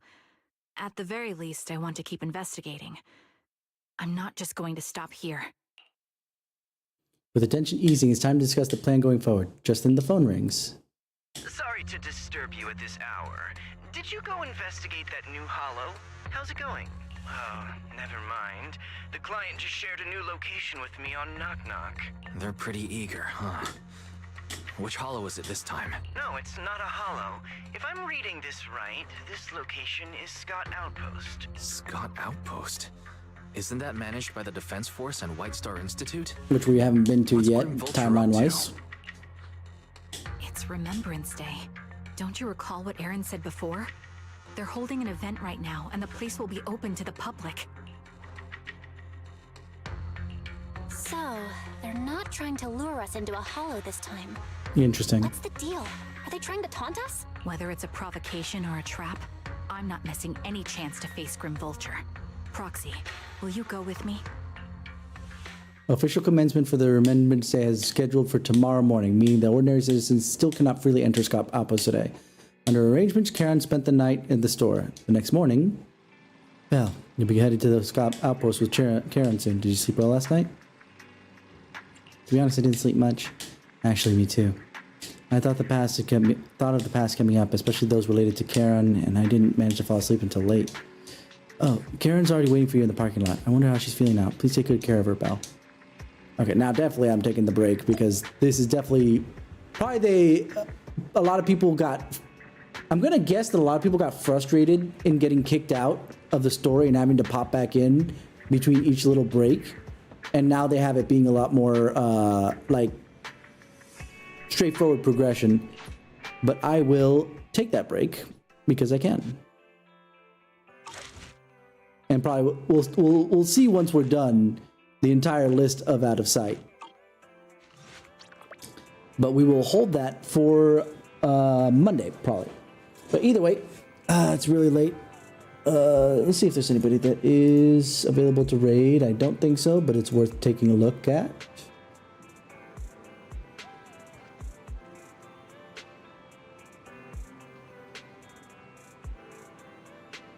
People that I know. Nobody that I know really personally. So we will try it again another day. But either way, thank you guys for hanging out with me. You've all been 10 out of 10 with me, and I'll see you guys on Sunday for more Phoenix Wright Ace Attorney. Until then, have a wonderful morning, afternoon, evening, wherever it is that you are.